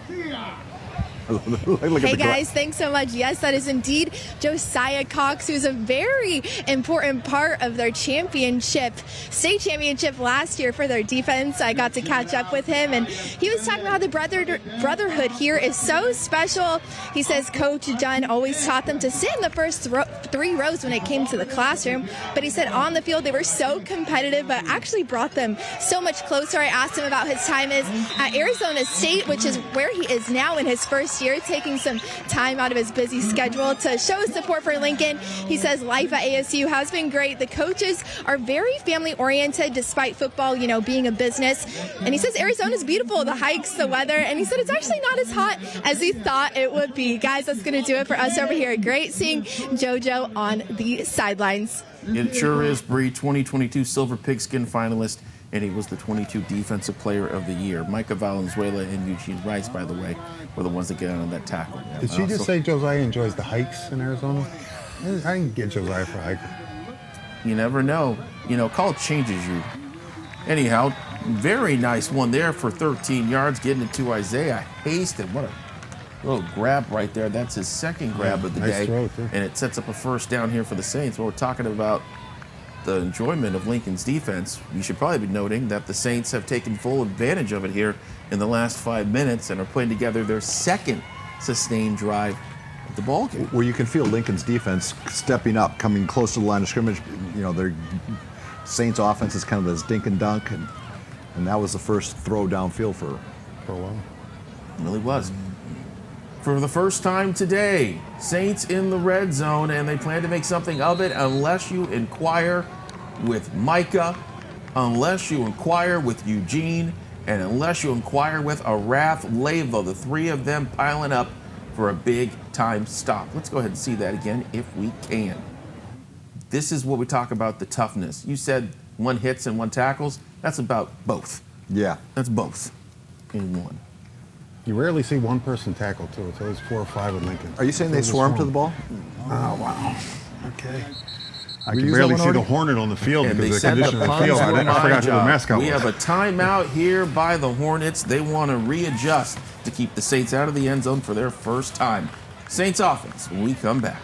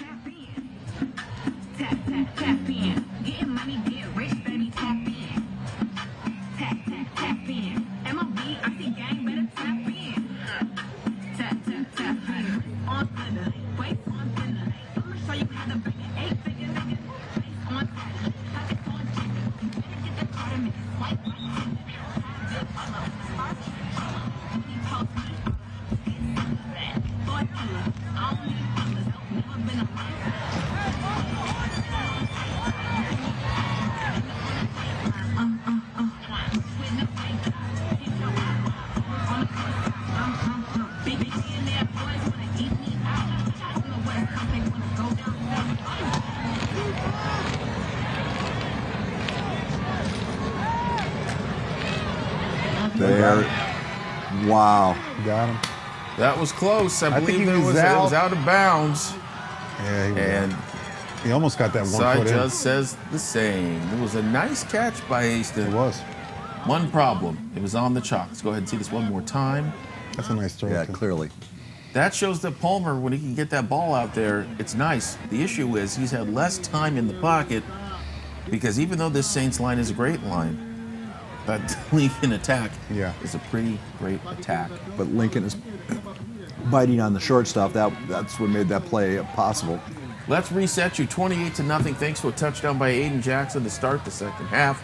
Now Saints has had the ball, their best sustained drive of the day, now 3rd and 10, which is 3:47 to go here in the third quarter. 28-0 Lincoln, but what can Saints do about it? Pre-snap movement, 2 to the left. Watch to the right. You can see Honor is slanted on the right. Willie Flores in the backfield. Brady back to pass, throws it to Haston. It's a catch, but extremely short. And I consider this to be 4th down territory. Yeah, I think they knew they were going to go for it on 4th down, so they just wanted to get half of it, was what they did. Now you have a manageable 4th and 5. But what do you call on it is the question. I'm going to relay that we haven't seen that inside slant since the first quarter, and it's one that brought them a lot of success. Well, I know what Lincoln's going to call. They're going to dial up the pressure. And I would only take this moment to remind you that one name I have not said in the highlight all day today is Jerome Roberts. Boy, would this be a time for him to step up. He's oddly quiet today, yeah. I believe he's just doing his job workmanlike. He looks to be signaling a blitz here.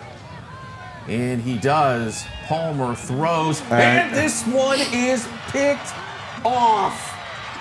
And he is going off. Isaiah Bartolome, touchdown. Lincoln in the driver's seat. Though I hear a whistle. I hear some whistles too. Go ahead and enjoy this one more time. Great read off of Haston. Brought the pressure too. And Isaiah was on the way. Who called that? Who said they were going to bring the pressure again? You did. Can you call the flag now? No, I hear can't. whistles. It's probably going to be someone who comes off the sideline or something. Block in the back. That would tell me that the interception would count, but the return. Who would you have to block in that? Yeah, really. Why bother? Who are you blocking in that one? Usually when I hear that, that's a signal of vengeance for the record. So while we move the ball where it needs to be, apparently, like I said, it's always a little bit of vengeance when you see it there. There are a lot of Lincoln Hornets doing some great things in college right now as we speak. First off, of course, our Silver Pigskin finalist from yesteryear, Rod Robinson. We got Johnny Lamone right now too, a quarterback. Oh, very insightful eyes. Oh, yeah. There's Roddy right there. That was his first collegiate touchdown. Scored that in his first college game. That was really nice to see our Silver Pigskin winner do that. We also had Don Chapman of yesteryear, now playing for North Carolina. He had that pick earlier this year for the Tar Heels. We go ahead and watch Aiden Jackson here, and also note that Johnny Lamone is in the game. There's a couple there for Aiden Jackson. So we saw there, that was Don Chapman, another one of those folks who wore the number 2. We were talking about the 2 legacy. We'll get into that a little bit more in the next quarter. And we also have Keyshawn Smith, who's playing for SMU and scored a touchdown on Thursday. Against East Carolina, right? Yes. It's always cool to see our kids succeeding no matter where they go, but you can't lie, it is extra special when it's those top Power 5, Group of 5 schools. 2nd and 10, Johnny Lamone makes the nice throw over here. As you can see, some of the subs are starting to get some play in this game. Nice catch by, this would be a familiar name to some of you, King David Dunn. Catch. And yes, that is his name. Just an embarrassment of riches at Lincoln High. I mean, you have a quarterback that would start. John Lamone would probably transfer from Eastlake, would probably start at 95% of the teams in the county. He's not in there just to hand off. He's the Kirk Cousins Washington version, And of course. boom, yeah. And look at Lamone finds Isaiah Grant in the end zone. That is a touchdown for Lincoln High as they hit the 35 spot. No flags on this one. 34, soon to become 35-0 on the great throw by Lamone. Well, this feels oddly like the last Lincoln game we did yesteryear when Robinson had the historic performance against Mater Dei. The game feels like that, you know, that one-sided where it just, man, this is a high-octane team. And, you know, when Jason Carter said we should be averaging 70 points a game, I think you're seeing why. Well, you're halfway there. Yeah. No prayers needed this time, though. Just a lot of great running. After a pass that was fit for a king, Isaiah Grant gets the touchdown.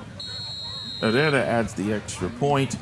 and you can see where this one is going. Don't leave. Still a lot of great offense, a lot of great chat, and plenty more left here on KUSI and the Saturday Night Special.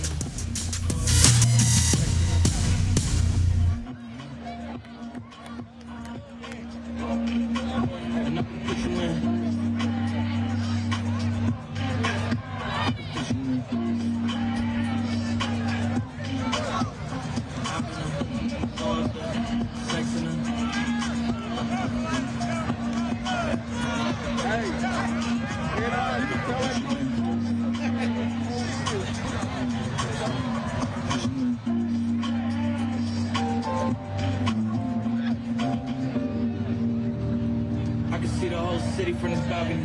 Back in 2019, I was outside freely, but now they got it out. I don't care what friend you was in, you can't offer me. Keep drinking, pineapple juice, I give you sweet. I know what they like, so I just keep cheesing. Hard drive full of heat seat. Trying to come the same way as Jack rethink. You don't need Givenchy, you need Jesus. Why do y'all keep on me? How many reasons? It's the pride and tradition of Hornet football. It's written on the shirts, and it's written in the score. 35-0, Lincoln with the lead here in the third quarter. As you watch the Saturday Night Special here on KUSI, it's always good to be with you. A big thanks for everyone who's watching tonight. We really do appreciate it. Cole Lambeth on the return, and that return stops thanks to Araf Leva. We were talking about some of these Lincoln High players, former players. Oh, probably cannot taunt. That was not the right idea. Well, they sort all that out. We were talking about some of the great Lincoln players that are in. Oh, no, we're going to talk about this right now. We mentioned before, a lot of Saints players have famous fathers. Here's a couple of them. Kai Cooper, son of Stephen Cooper, the defense coordinator of this team, and a great Chargers linebacker over the years. I want to hear you say OG's last name. Go ahead. Yes. Nwabu. Nwabu. Ta-da. Father OG. Don't make me say OG. This is OG Nwabu, another great Charger. They're on the list. Michigan State Spartan. Yes, that is right. It's all good. Julian Cromartie from Antonio Cromartie. Baby Crow. Yes. And then the one interesting name that we saw in there, because you talk about someone entering a school as quiet as a mouse and having no idea, the son of Troy Polamalu. I see in Central Catholic in Pittsburgh. I don't know what he's doing here. Exactly, but here he is. And there is a nice run there from Willie Flores. Ron Gladnick was telling me that as a freshman playing in the JV game, he hit somebody, I believe it was in a scrimmage against Helix, hit a receiver so hard, Ron Gladnick said to me, I saw the soul leave the body of the receiver. So that sounds very much like his dad. There seems to Apparently be he plays the game the same way. Yeah. There seems to be something there on the floor. Something bad for Lincoln, apparently.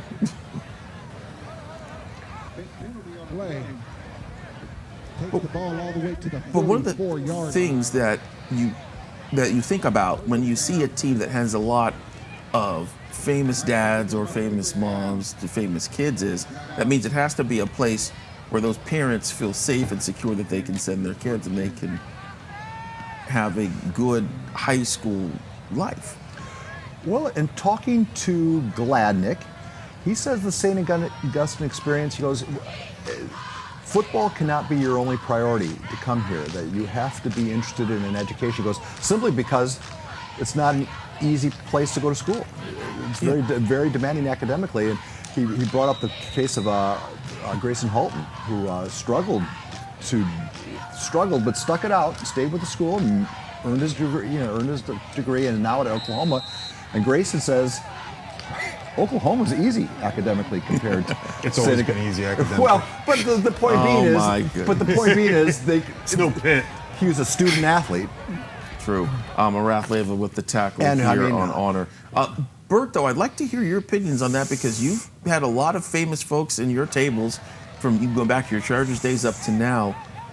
What, as you watch those players grow older and have kids in high school, what did they think about as they were sending their kids to schools? I think it shows how the quality of the coaching staff there. I mean, you get Polamalu, you get Cromartie. They're both, a safety in the corner in the pros, great ones. OG was a defensive lineman. I believe his son's a safety, though. And Cooper was a linebacker. So you pretty much have all the defenses covered. You know what somebody's teaching you right and when they're teaching you wrong. I mean, you don't have to ask somebody. It's not youth football. You don't have to ask another dad. They know what they want to see. They know what they want taught. They obviously trust these guys to do it the right way. So it says a lot about the staff. And Willie Flores certainly doing it the right way there. Gets out quickly, gets way more than 10. Ends up landing at about the 40-yard line there. Should set up a first down. Yes, it does. That's a gain of 15.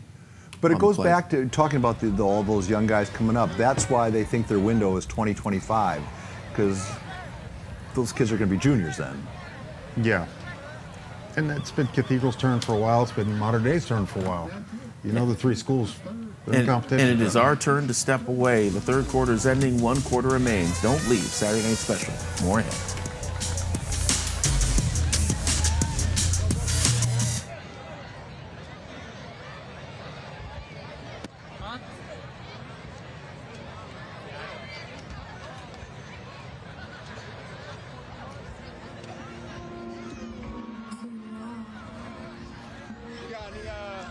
Anything lined up after this yet?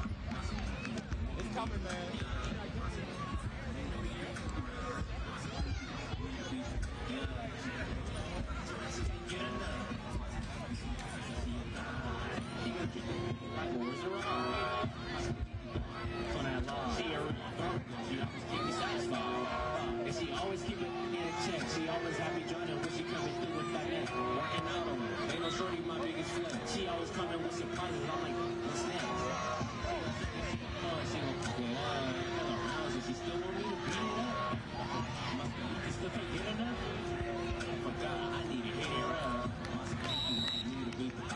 Coming out of here. We're looking at Coach David Dunn there, the head coach of the Hornets.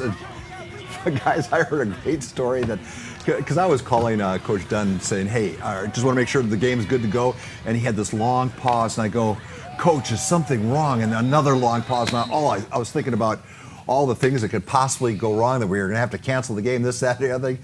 And then he deadpans, the Raiders lost.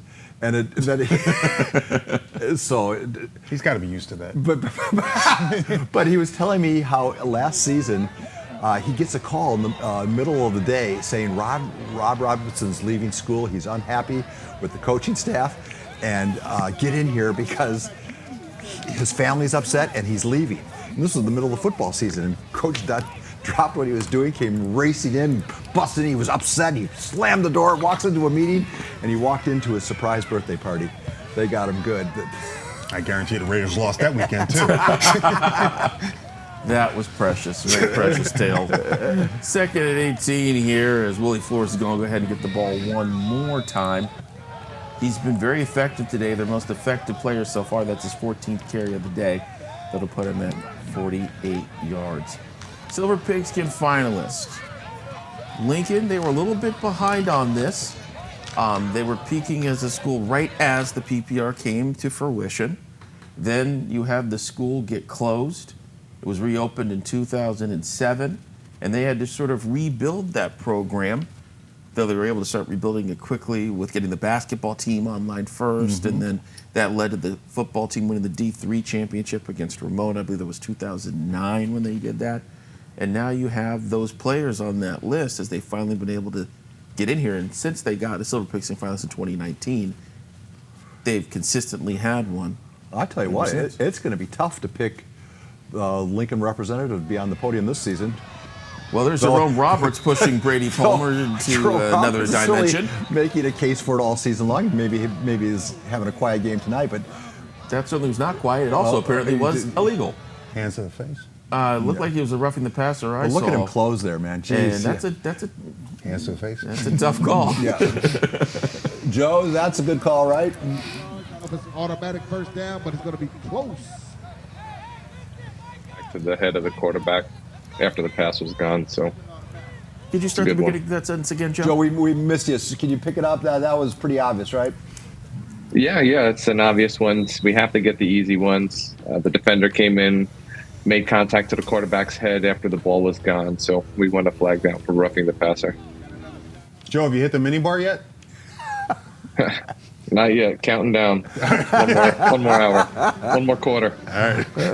By that, folks, he means apple juice, as this is a show Yes, involving yes. teenagers. Referees don't As we drink. look at 1st and 10, yoo-hoos, many yoo-hoos. Lincoln's showing blitz, but they don't need it, as he is dragged down by Titan Mikaele. All right, who in the county has this kind of team speed, collective team speed on the defense? Not many. Does anybody? No. Well, let's ask Bree Savant what she thinks. Hey, Bree.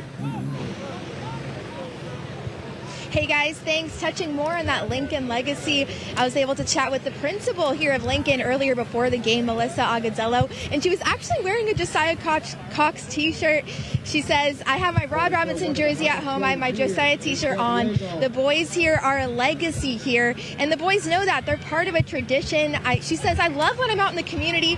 She has her Lincoln gear on, and people come up and introduce themselves with their graduation year. They say, how you doing? Class of 63. She says, I don't even get a name first. She says she loves that. They rep the Hive. She also says, in addition to, of course, the alum and families and students that come to the games, but there's so many members of the community that come to the game. She says in all of her 30 years of working in public education, she has never seen anything like that before. Guys? And Melissa's great. You see a lot of, I mean, we go to the games, you see a lot of principals at, championship games, but you see Melissa JV, freshman, every time we go there, first person to offer us something, say hello, every single event. Nope. We feel very welcome on that campus.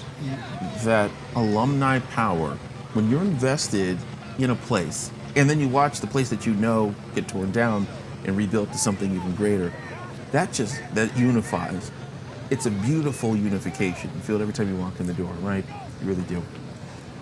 Palmer back to pass here. Let's see what he can do, and that one is right on the money. Completed, and a nice completion at that. Landon Kassab getting his first catch of the day. It makes it look nice. There's that slant we were discussing. Yep. Making it work. So now, can Saints finally get in the end zone here in the fourth quarter with 7:22 and counting to go? They have a lot of options to do it. And Bashif Jones is sweating right now because I know they're going to win the game, but he wants a shutout. He wants a shutout so he bad. wants a shutout right now, and he's going to be mad. We'll see the way they adjust. Again, those two down linemen. We're still seeing mostly starters in here for Lincoln. Inside to Flores, gets one block, gets two. Chopped down by Purnell. The gain of 5. The heavy package coming in. Yep. And that was a nice shift move by Anthony Biboff. Brian, have you picked the game of the week for this Friday?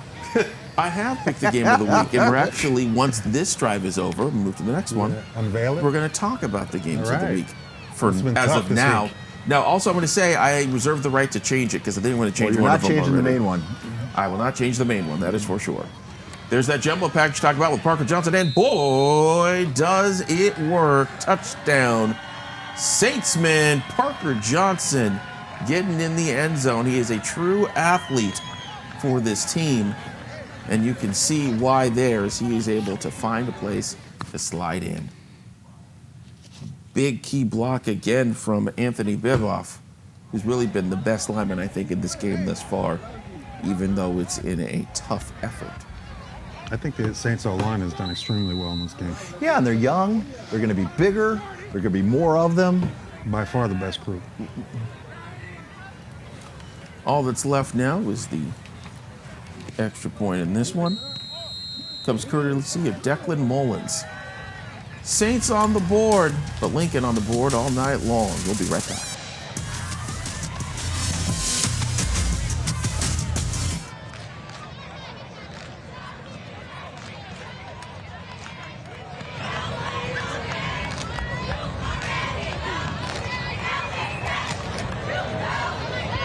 All right, let's hear it for the Lady Hornets.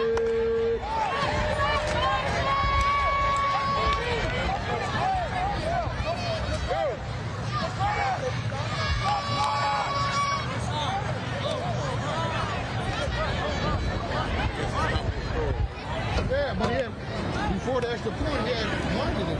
Oh, well. It's all right.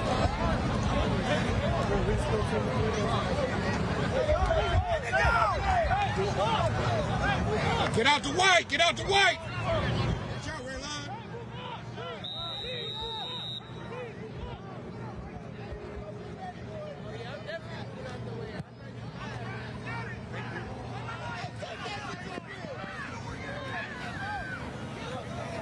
Welcome back, everybody. And as you can see, when Makai Gray gets going, y'all just better get the heck out the way. Kick return, getting it into Saints territory. Let's go ahead and watch that again. You two, tell me what you see. I see a guy who's a step faster. It's a guy who would slow himself down. Have his blocker stay in front of him. Like he'll put the hand on his blocker right there and just wait. Go, go, go, go, go. All right, go. Oh. Go and gone. Paul, you were going to tell a story about Sebastian I wasn't just Tucker. randomly They're still talking. throwing. Look at this. Goodness. Jason Got wants the that trips to 70. the top of the screen.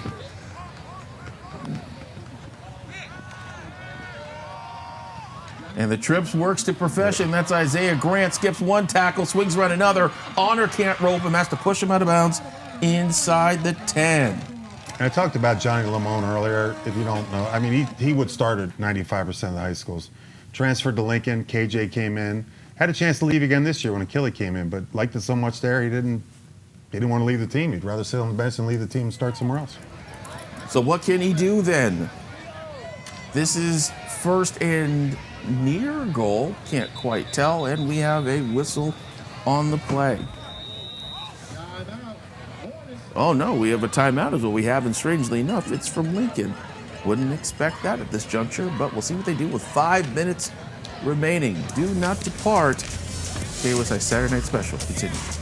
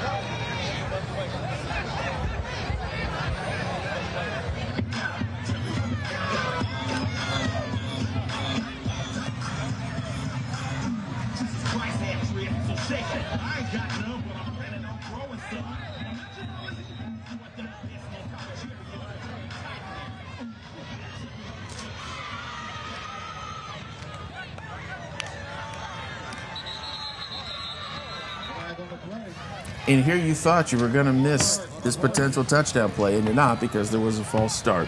Welcome back, everybody. 5 minutes remaining in this one. Lincoln had 35-7 and threatening here to get another touchdown on the board. A couple of the backups are in, not all. They still have all their folks in, and there's still plenty to play for. There's still a long season to go. You got to have your 2s, 1.5s ready to play at a high level when they're called upon. In games that are going to be bigger than this down the road. Johnny looking. Johnny be good. Johnny finding Joseph Benavente. He finds the end zone. That is a touchdown for Lincoln. Johnny's 5 for 5, maybe? The clock it will be a rolling as it is 42-7. They use the old run right in front of the back judge. That is 4. By the way, that is 4 for 4. 2 touchdowns, right? And 2 touchdowns. Having a good fantasy game. They pulled the Joe Green special right there. Yes. Shield referee. Break in front of the ref. Hey, Joe, is it tough to stay out of the way in a game that is when everyone's running at top speed around you? No. The umpire position is the one that's in the way the most, if you want to call it in the way, but there's a few different places to stand to be avoided, but don't be fooled. Some of these offenses are definitely designed to try and use the umpire in the middle of the field.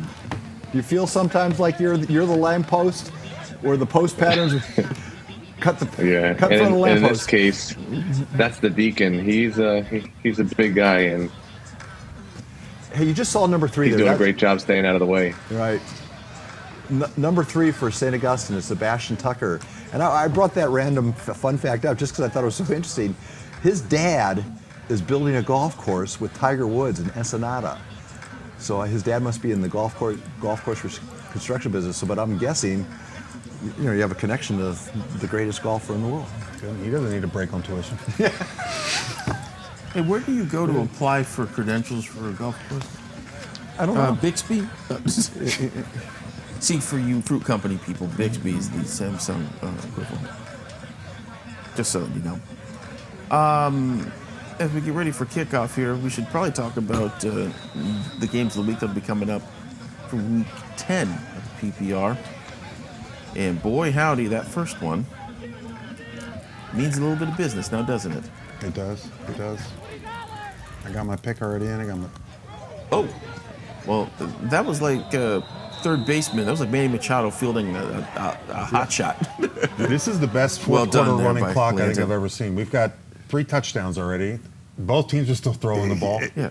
Don't say garbage time football isn't exciting, folks. I don't want to hear it. If we get that board back, it's Helix and Granite Hills, 2 teams with a combined record of 16-0 in that first game. Absolutely. Granite Hills, 17-game winning streak.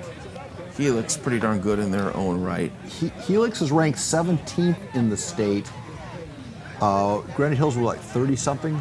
Right, yeah. So that's based on strength of schedule, obviously. So, we were talking to Moshi in our podcast, and man, he made it known. I got to tell you, that's going to be the best thing to watch. Ryan Mason, the center for Helix, who's great against Moshi. I might just be stuck on that matchup all night. Well, I'll tell you what, Granite Hills has a pretty phenomenal front seven. They do. Big, too. They're in the same conversation as Lincoln. And then all to play both ways, like Helix. It's going to be a little different. Yeah. I know I keep bringing that up, and they never show me that they even play both ways. But they're just so well conditioned. Parham still out there throwing, and Lincoln still out there defending. Some whistles, and it looks like Cole did not take the nice end of it. The two guys may have run into one another. We'll see again here.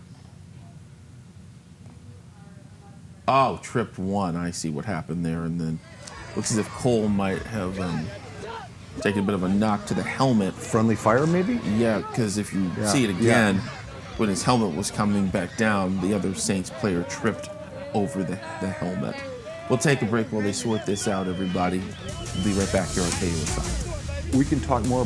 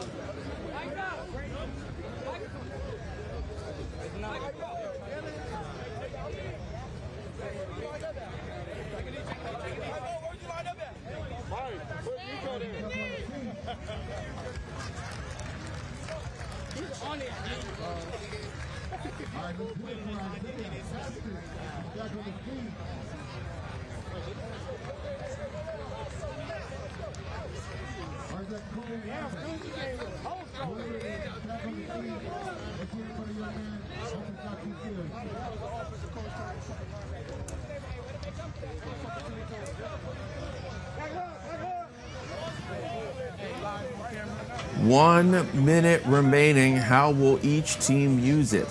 All I know is that we're glad that you were here for our last Saturday night special. Are you already beginning to get nostalgic here as the clock ticks down?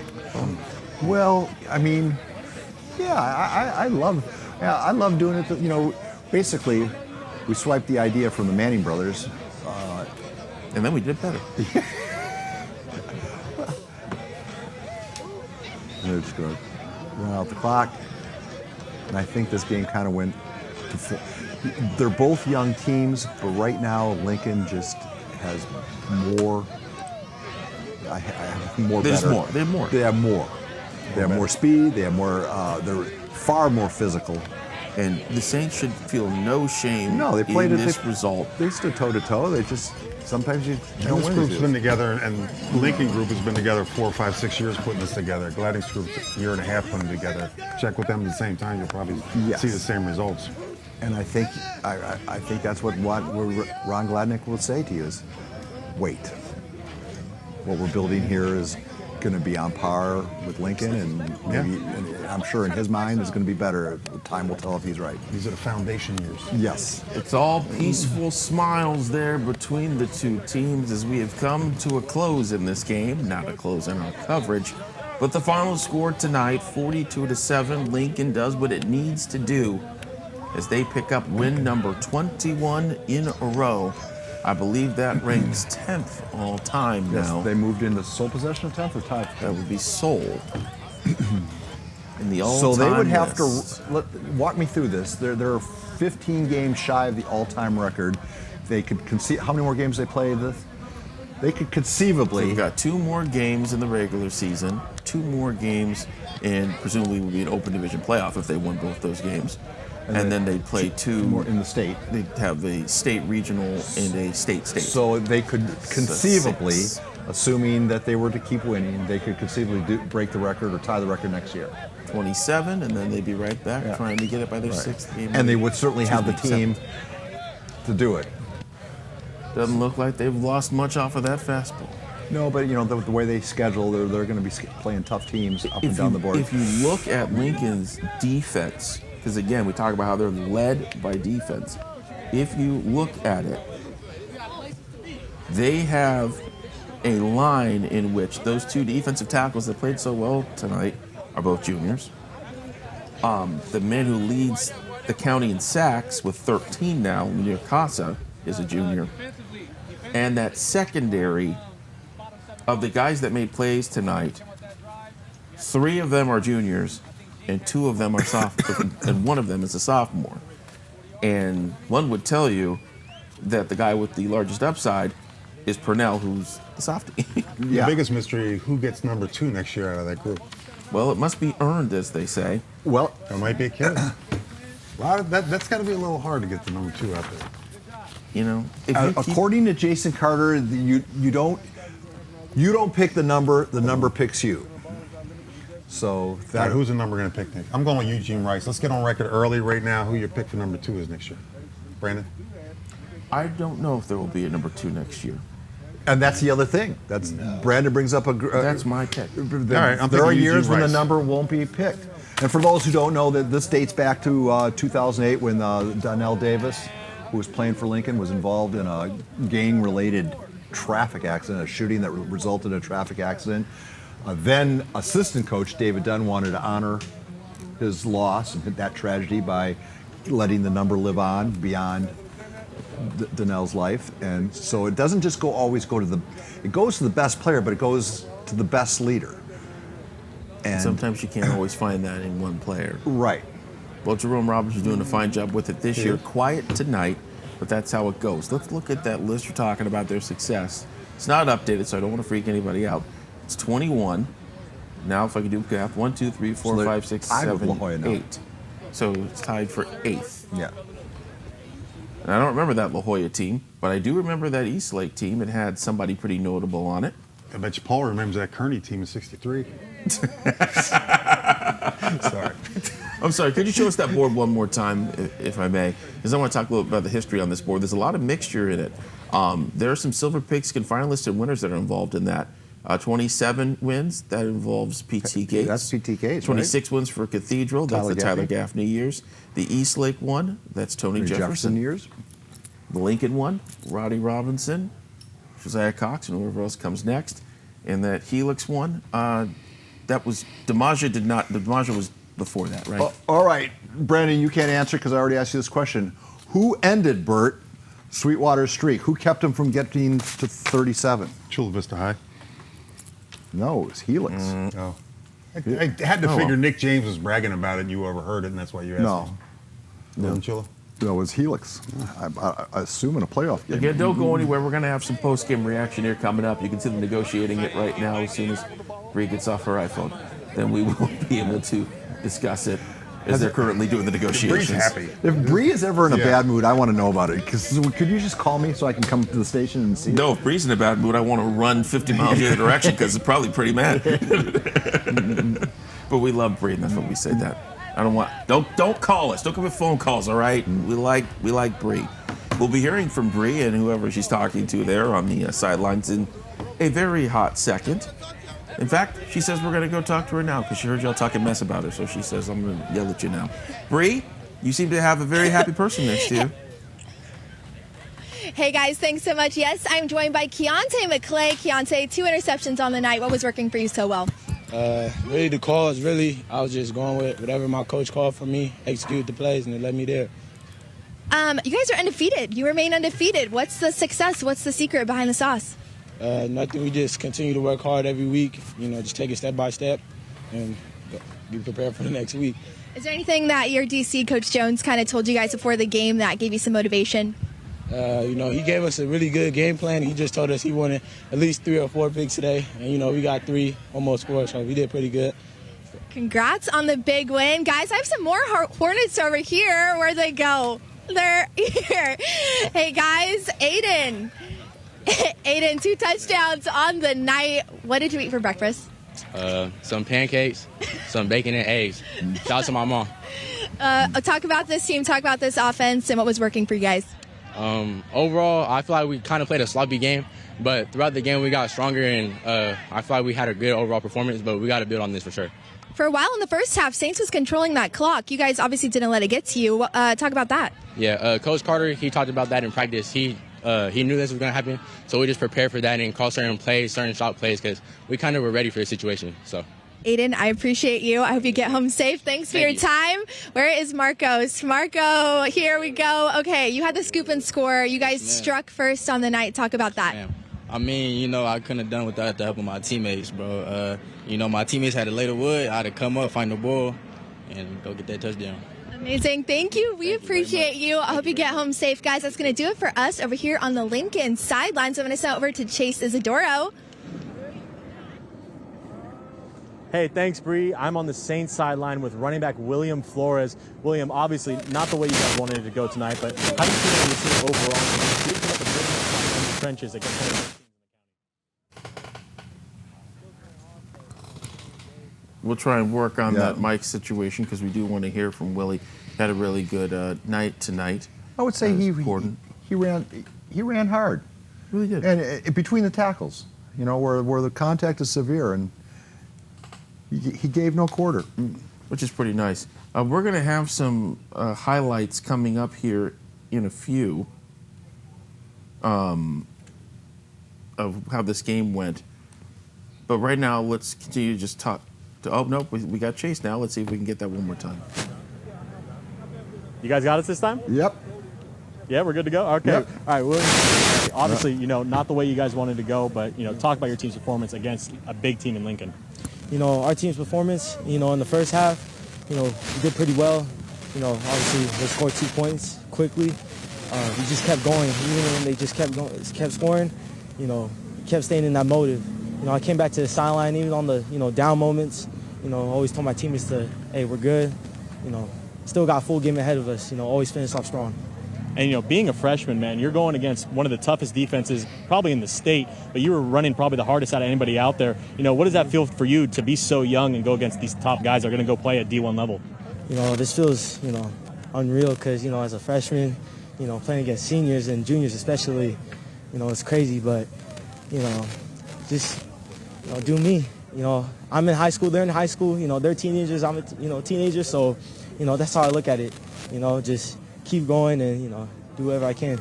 And most of your team is very young. Obviously, last year they started a lot of freshmen. You're a freshman now. How do you guys buy into what Gladnick is selling you guys, but not just him, the rest of this whole new coaching staff of, it might not be this year, but down the line you guys will reach that point you want to get to? It's our game plans. Obviously, we have a game plan going into each game, and also the prep talks that Coach Gladnick gives us. It gets us going before the game. Those little hype moments, but also talks about not just football, but life in general. And, football always ends, could either end early or maybe later on, but, it's always going to be a brotherhood. The guys that I play with, especially, I'm going to know them for a long time, and yeah. Excellent game out there. Bright future ahead for you, Willie.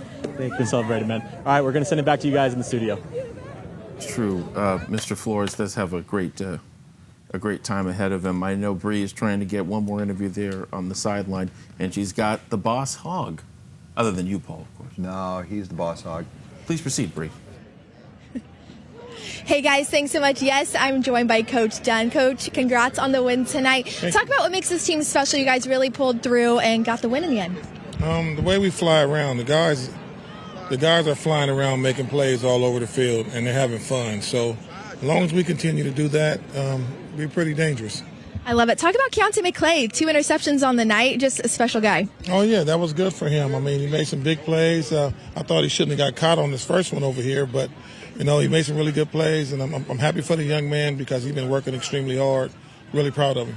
Any words on Achille? He threw 2 touchdowns. Talk about how he was doing tonight. Oh, yeah, he was able to use his legs on some, and he was able to throw some good balls as well. So, like I said, we're still gelling and growing. He did a great job. This team just really seems to be the heartbeat of this community. Just touch on the Lincoln legacy and the legacy that lives on here forever. I saw you catching up with Josiah Cox. I bet that was special. Oh, yeah, definitely awesome. Josiah to come back home, he's doing really well. We got a chance to talk about his grades and how school's going, and that's some of the main things. And as well as Raylon Logan, he's home from University of Arizona. Got a chance to talk with him, and they just, they're passing on the torch and they're here to support their younger brothers, which is always special and good. And that's what we've been building as a program, is that it's just so much more than football. Have you been able to talk to Rod recently at all? Well, Rod's dad was here on the sideline as well.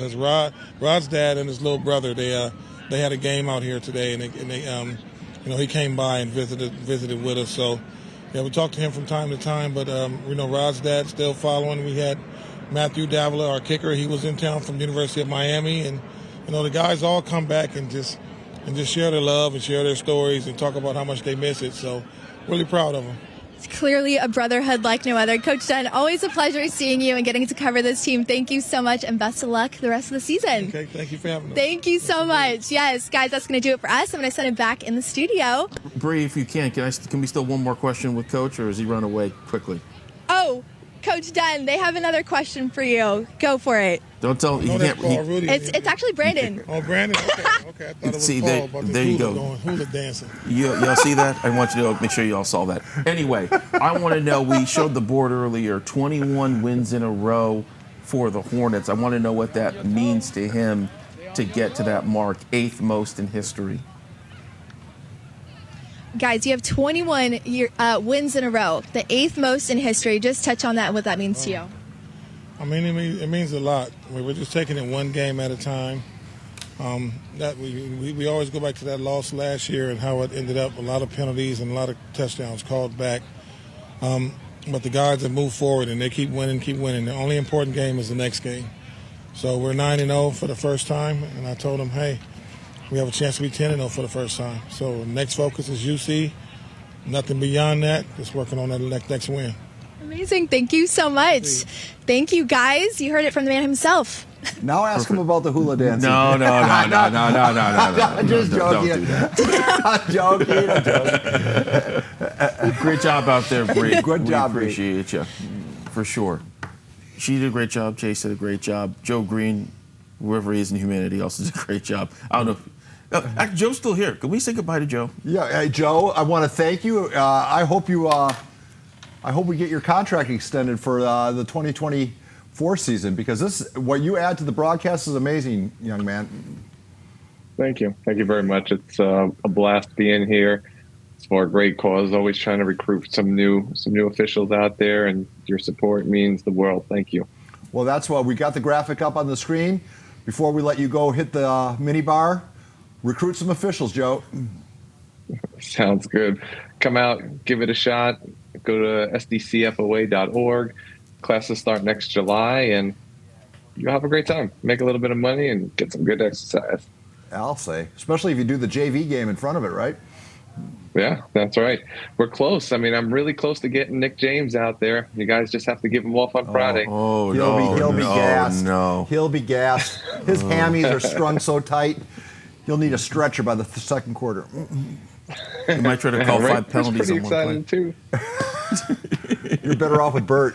No, you won't. All right, Joe, get Joe, home hold safe. on real quick, Joe. Mini bar. Before you leave tomorrow, fill the vodka bottles back up with water, put them in the back. Thank me later. I don't know anything about that. All right. The next guy. Good night, guys. Yeah, next guy. Is this Grey Goose? This is the Grey Goose. This is not Grey Goose. Smooth. All right. All right, Joe. Safe journeys.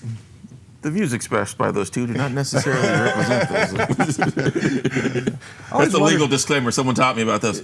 It's not. You know how they get around that is they just weigh the bottle, so it doesn't matter what's in it. Hey, I think we should go to break. No I don't know if we're in New York there. there, but I think we should go to break. Anyhow, don't leave. We're going to talk about Week 10 of the PPR and the playoffs coming up in just a few. Thanks for watching this Saturday Night Special. We're going to be right back.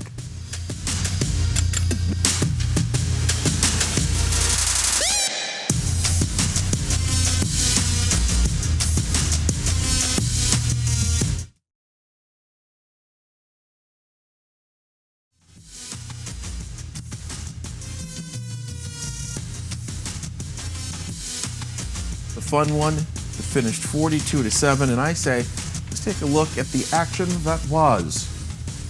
And away we go. There we go. Nice to see it. This was the beautiful sunset. You know, from the top of that stand, you can see all the way to Coronado. Unfortunately, all the Saints punter saw was a whole swarm of Hornets. It eventually ended up with Marcos Pena running it back. That is a fumble recovery for a touchdown, and that's how this one started. And then they kept going. That's Donald Reed III trying to send Isaiah Haston to 7th heaven. But here comes Brady Palmer. Great quarterback. Problem was, not necessarily the right direction. That is Keontae McClay. His first interception of the ball game. He would do more of that later. But right now, let's watch Akili Smith Jr.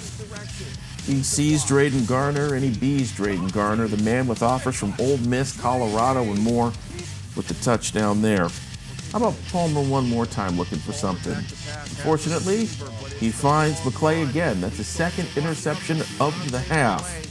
That's how it goes as Lincoln's up 21-0. Second half now, this is Aiden Jackson, one of three really great running backs on this Lincoln team. Gets the touchdown there to make it 27-0. And now we see this little toss here. That's another Aiden Jackson score. He had a really nice game tonight. And more defense from Lincoln before we go. That is Isaiah Bartolome. And that was about an 80-90 interception. That was really nice looking too. Of course, Saints had to get on the board. Oh, nope, we're going to show Lamone one more time here. Jumped ahead of myself. Let's go into Isaiah Grant for the TD. It's funny to do highlights while I hear myself. Yeah. Anyhow, does it sound better the second time? Probably not. Parker Johnson gets on the board because Saints couldn't lose without a touchdown. Can't have that. But the final score out there was 42-7. Paul, one thought on this game before we talk about the rest of the games on the schedule, and Bert, one thought on the game before we talk about the games on the schedule. Let's go ahead and show us, then we'll talk about Carlsbad Torrey. Right now, football's won in the trenches. Lincoln is better up front. I think, well, you would argue that the Saints' offensive line was the high point of the St. stuff. So maybe I have it wrong. But right now, it just, Lincoln's tougher. I'll go back to my analogy. St. Augustine tackles the ball carrier. Lincoln hits the ball carrier. I think it's everything we expect in the game. The offensive line, obviously, anytime you play this defense, if you give up one sack and you average 3 or 4 yards a carry, I would say that's phenomenal. I think the offensive line was absolutely phenomenal tonight. The one surprising spot to me. I didn't think I would see that. It's the way it goes sometimes. That is the way it goes. So there were some other great games on the PPR last night. I want to go ahead and take a look at them. You saw one of them right there in Carlsbad and Torrey Pines. This was the game of the week, and this one was a tight one. What do you remember about this one in the first half, guys? I remember being shocked that I don't think I ever went to a halftime interview at Carlsbad where they had 0 points. There's a little piece of why that was Jake Sweeney there with the touchdown. What's the game plan here to make sure that you don't get Julian Saint and Alabama commit in the end zone? Well, I think Torrey Pines was more successful at taking the air out of the ball than obviously St. Augustine was this evening. They were able to play keep away. I mean, Julian Saint can't hurt you if he's standing on the sidelines. And the first half, the first drive was 8.5 minutes long. That's just phenomenal. And they stopped them on 3 fourth downs. I mean, 2 first downs. They only had 4 possessions in the first half. Yeah, 2 fourth down. So, I mean, really, Torrey Pines is about those 3 guys that play on defense, one of which will be on our podcast on Tuesday. Cade Wilkinson. Well, you can't hold Carlsbad back for long. That was pen-bound Griffin Rosenblum who gets in the end zone with the touchdown. And then I believe that was Mason Walsh. Yeah, well, that's the one other player that we don't give enough credit to. Geez, he was like John Riggins with the ball. He just, or Earl Campbell, are some names that these kids don't know. But boy, he said Bronco Nagurski last night. Even my grandparents don't know that name. You know, I haven't seen a play like this since Red Grange, personally. Yeah, and I'm like, what? You know what? Just because I'm a historian, for Pete's sake. Bronco Nagurski. Unbelievable. He led the league in 1912, rushing at 1.3 yards a carry. I hope your ankle's swell. Carlsbad gets the win, 17-7. Let's hear from some of those players after a good night for Seabed. Talk to me a little bit about that pass to Griffin.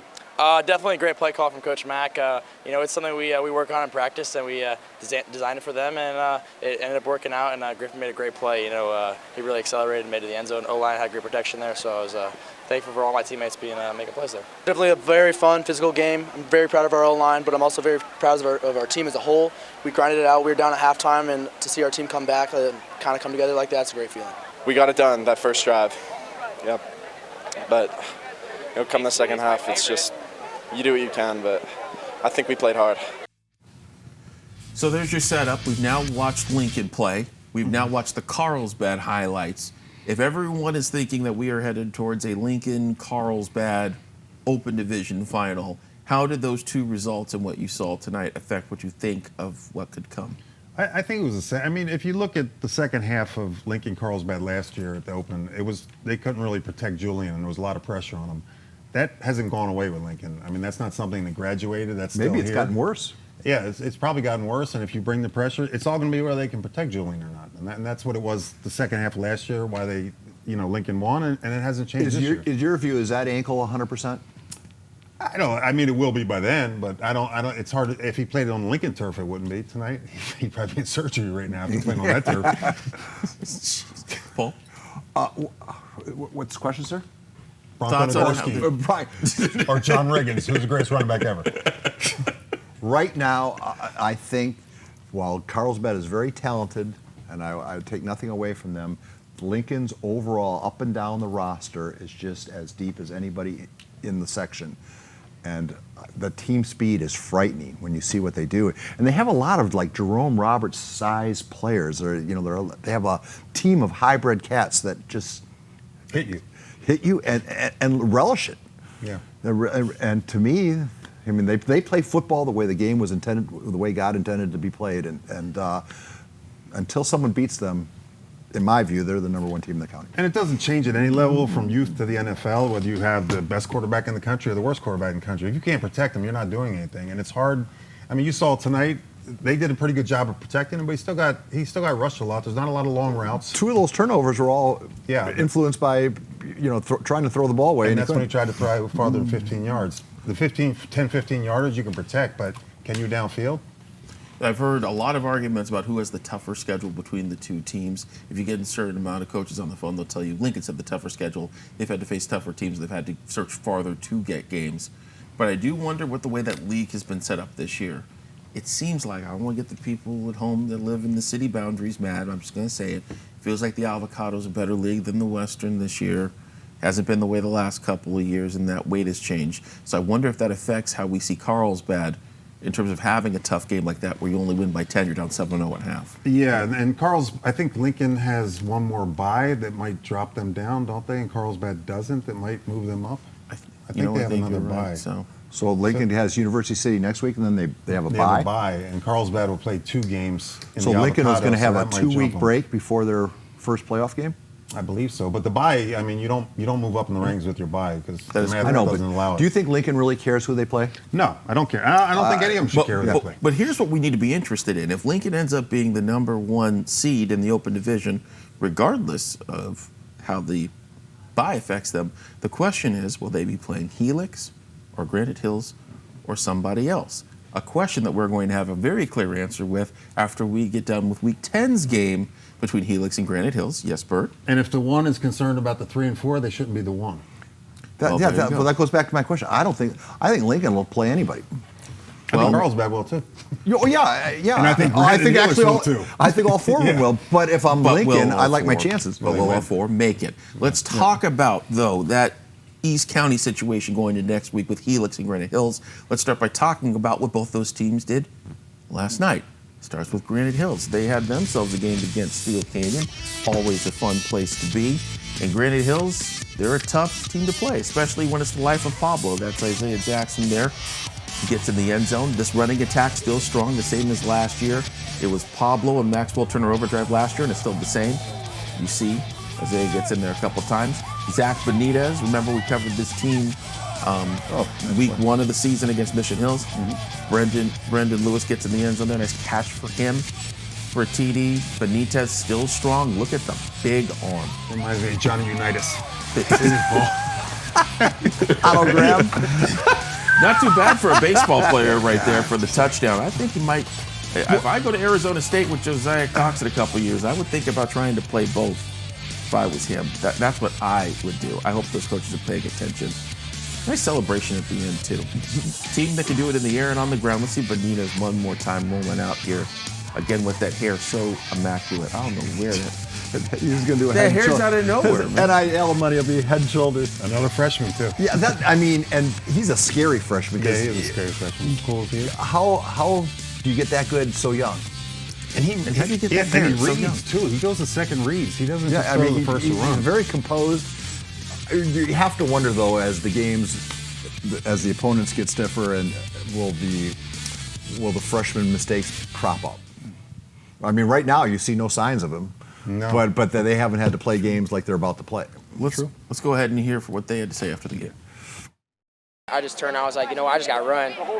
And, I felt like it was definitely a game-changing play in this game, even though, we were already winning by a lot. But I feel like we can use this momentum for next week. It's definitely no surprise that we're both undefeated. I feel like Helix is a great program. Everything that they're doing over there is clicking on all cylinders. But I feel like we're the better team, and we're going to head into this week believing that we can beat them, and we're going to give it all we can. We certainly believe it, too. So that's the Granite side of it. Now let's look at the Helix side of it.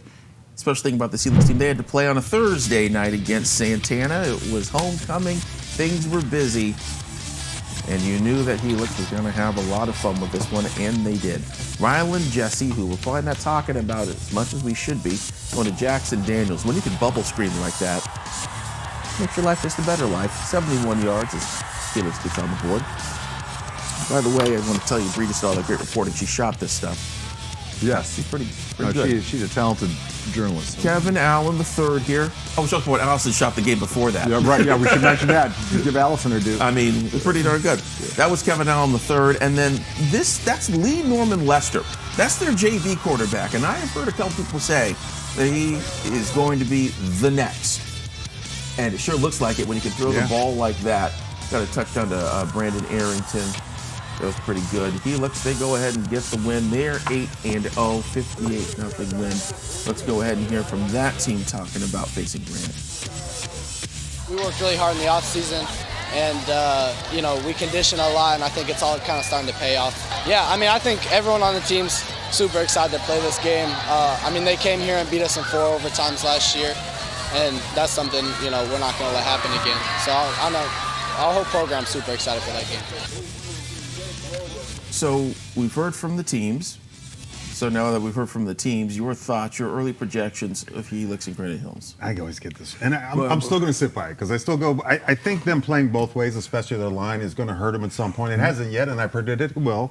But when you have like Travis Ford, Demarion White, Moshe, and you also got to play defense and deal with those guys, I just think, and you see how big Granite's line is. When you're playing both ways, that has to come hurt you at some point. Give me an example of Helix being tired in a game this season. I don't have any. You're not even looking tired. Yeah, just give me an example of where conditioning. I'm going to die in the ditch over this. I have not seen him get close to tired. Boy, you're. But at some point, your popularity in Highland Country is. I know. Well, it's good luck for them because I always say it and they always win. So they got to take that into account. Those are the games, but obviously the PPR is about more than just the games. It's also about the people surrounding that make our football universe. It's why you, Bert, and your group with the Strike Force had the PPR underdog. it's been great to watch these underdog stories of people that have really persevered. But this one really touched my heart this week.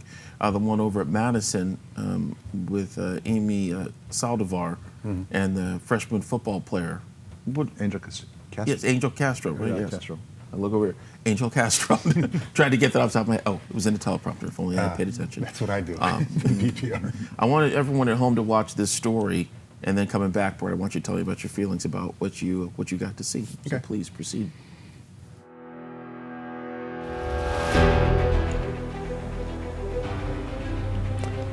Last year in middle school, I had no idea about football. I got here at high school and I decided to join the football team, and I met a lot of new people, the players on the team. I have an interpreter who's there with me on the field.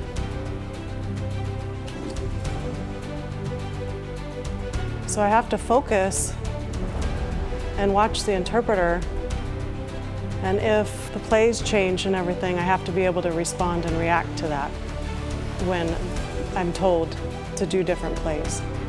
I'm Angel's interpreter, and on the field for football, I'm in the huddle, I'm in right next to the coach when they're talking to the team. As interpreters, we want to make sure we give as much access as possible for the deaf and hard of hearing players.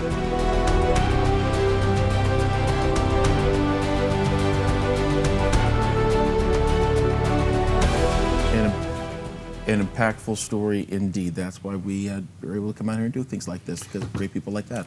Yeah, we had done, and Paul gets credit for this one because he discovered it. We were doing Madison Helix, wasn't it? And then you saw them warming up right by our tent, the whole team, but she was there, and we weren't sure what she was there for, but went over and Paul talked to her. But yeah, she's there, and it's part of, experiences to be seen but not heard, but she has to be seen and not heard both ways. So his experience is that he's part of the team, but she's not there, and she does a phenomenal job with that. Can we just give Marcus Jones, who works behind the camera here at KUSI, came to us and said, hey, I have this series that I'm working on, and I think it would work in the PPR. And Marcus is one of the quietest people you'll ever be around, but boy, his camera work and his ability to put a story together speaks with a very loud voice. And Marcus Jones' vision is really what drives it, and the San Diego Strike Force is making it economically possible, and the stories that we have, stories we've been able to tell so far 10 weeks into the season. Yeah, 25 years, you just don't, there's so many stories, and I didn't even know they existed. I mean, every week there's new. And every week we get 3 or 4 more candidates, and the one next week is gonna touch you too. So, Marcus, good job if you're watching this. You've been a great addition to the PP. Every year we're able to find another person who can contribute in some way that we had no idea. I think that's what is the beauty of the show, and it's the beauty of this station, is you find people, maybe individually we're just average run-of-the-mill guys, but collectively we are a tough lot to beat. We do what we can. We're going to go ahead and show you the highlights of the St. Lincoln game one more time, and then we're going to send you out with some of the scores we had from Week 9. So let's go ahead and show those Saints highlights again. This is why you were here for the Saturday night special. It's Saints, it's Lincoln, and it's a punt that did not work. This on the first possession, and not according to plan. That's Marcos Pena that rolls in for the touchdown there, and it was a nice one. Made it 7-0, and that was the beginning of a lot of strange times for the Saints offense. Donald Reed III gets in the hit, and then it's interception time, courtesy of one Keontae McClay. You will see that happen at least one more time in this ball game. At some point, Lincoln had to get the ball and do something with it, and that's exactly what they do. When we say Dre Day means Lincoln's payday, we sure do mean it. Nice touchdown there by Drayton Garner, made it a 14-0 affair. Saints still trying to get the passing game going, and they could not. That would be McClay's second interception of the half. He was a happy camper after the game. It was nice to hear from him. Now it's time for Lincoln's offense to establish its running game again with Aiden Jackson. Three-headed monster there at running back for them. We saw some good things from Donald Reed today. We saw some good things from C.J. Williams today. It was really Aiden's show on the ground with 2 rushing touchdowns. And then this one basically sealed the deal. Running it all the way back was Isaiah Bartolome for the TD. that basically clinched the game. But then we saw some interesting plays here in running clock time that were pretty good. For example, Zia Grant getting in the end zone there for a touchdown. Nice one by him. That was his 3rd touchdown of the year. And then Parker Johnson gets his 7th touchdown of the year for the face saver for the Saintsmen. Final score out there was 42-7. Good times at Lincoln High as they move to 8-0 on the year. 21st straight victory. 21 wins in a row. Well, it's been good to be with all of you. It's been good to be with all of you. Thanks for watching, everybody. 3 Saturday night specials. It's been beautiful to be a part of them all. We'd love to be able to keep doing this. We enjoy it so much to be able to show you guys what's important and show you guys pieces of the community. I think it's the most important thing in the whole. So it's our party music. It's also important music. We're going to show you some of the scores from around the county. You'll be able to enjoy them here. Week 9 was a blast. So will Week 10. Regular season will be over, and in 2 weeks, you'll be seeing the beginning of our Silver Pigskin Finalist and Fan Awards. Once again, with Bert Grossman and Paul Rudy. Brandon Stone here talking to you from the KUSI Studios. What a great time had by all, and what a pleasure to serve you. Good night.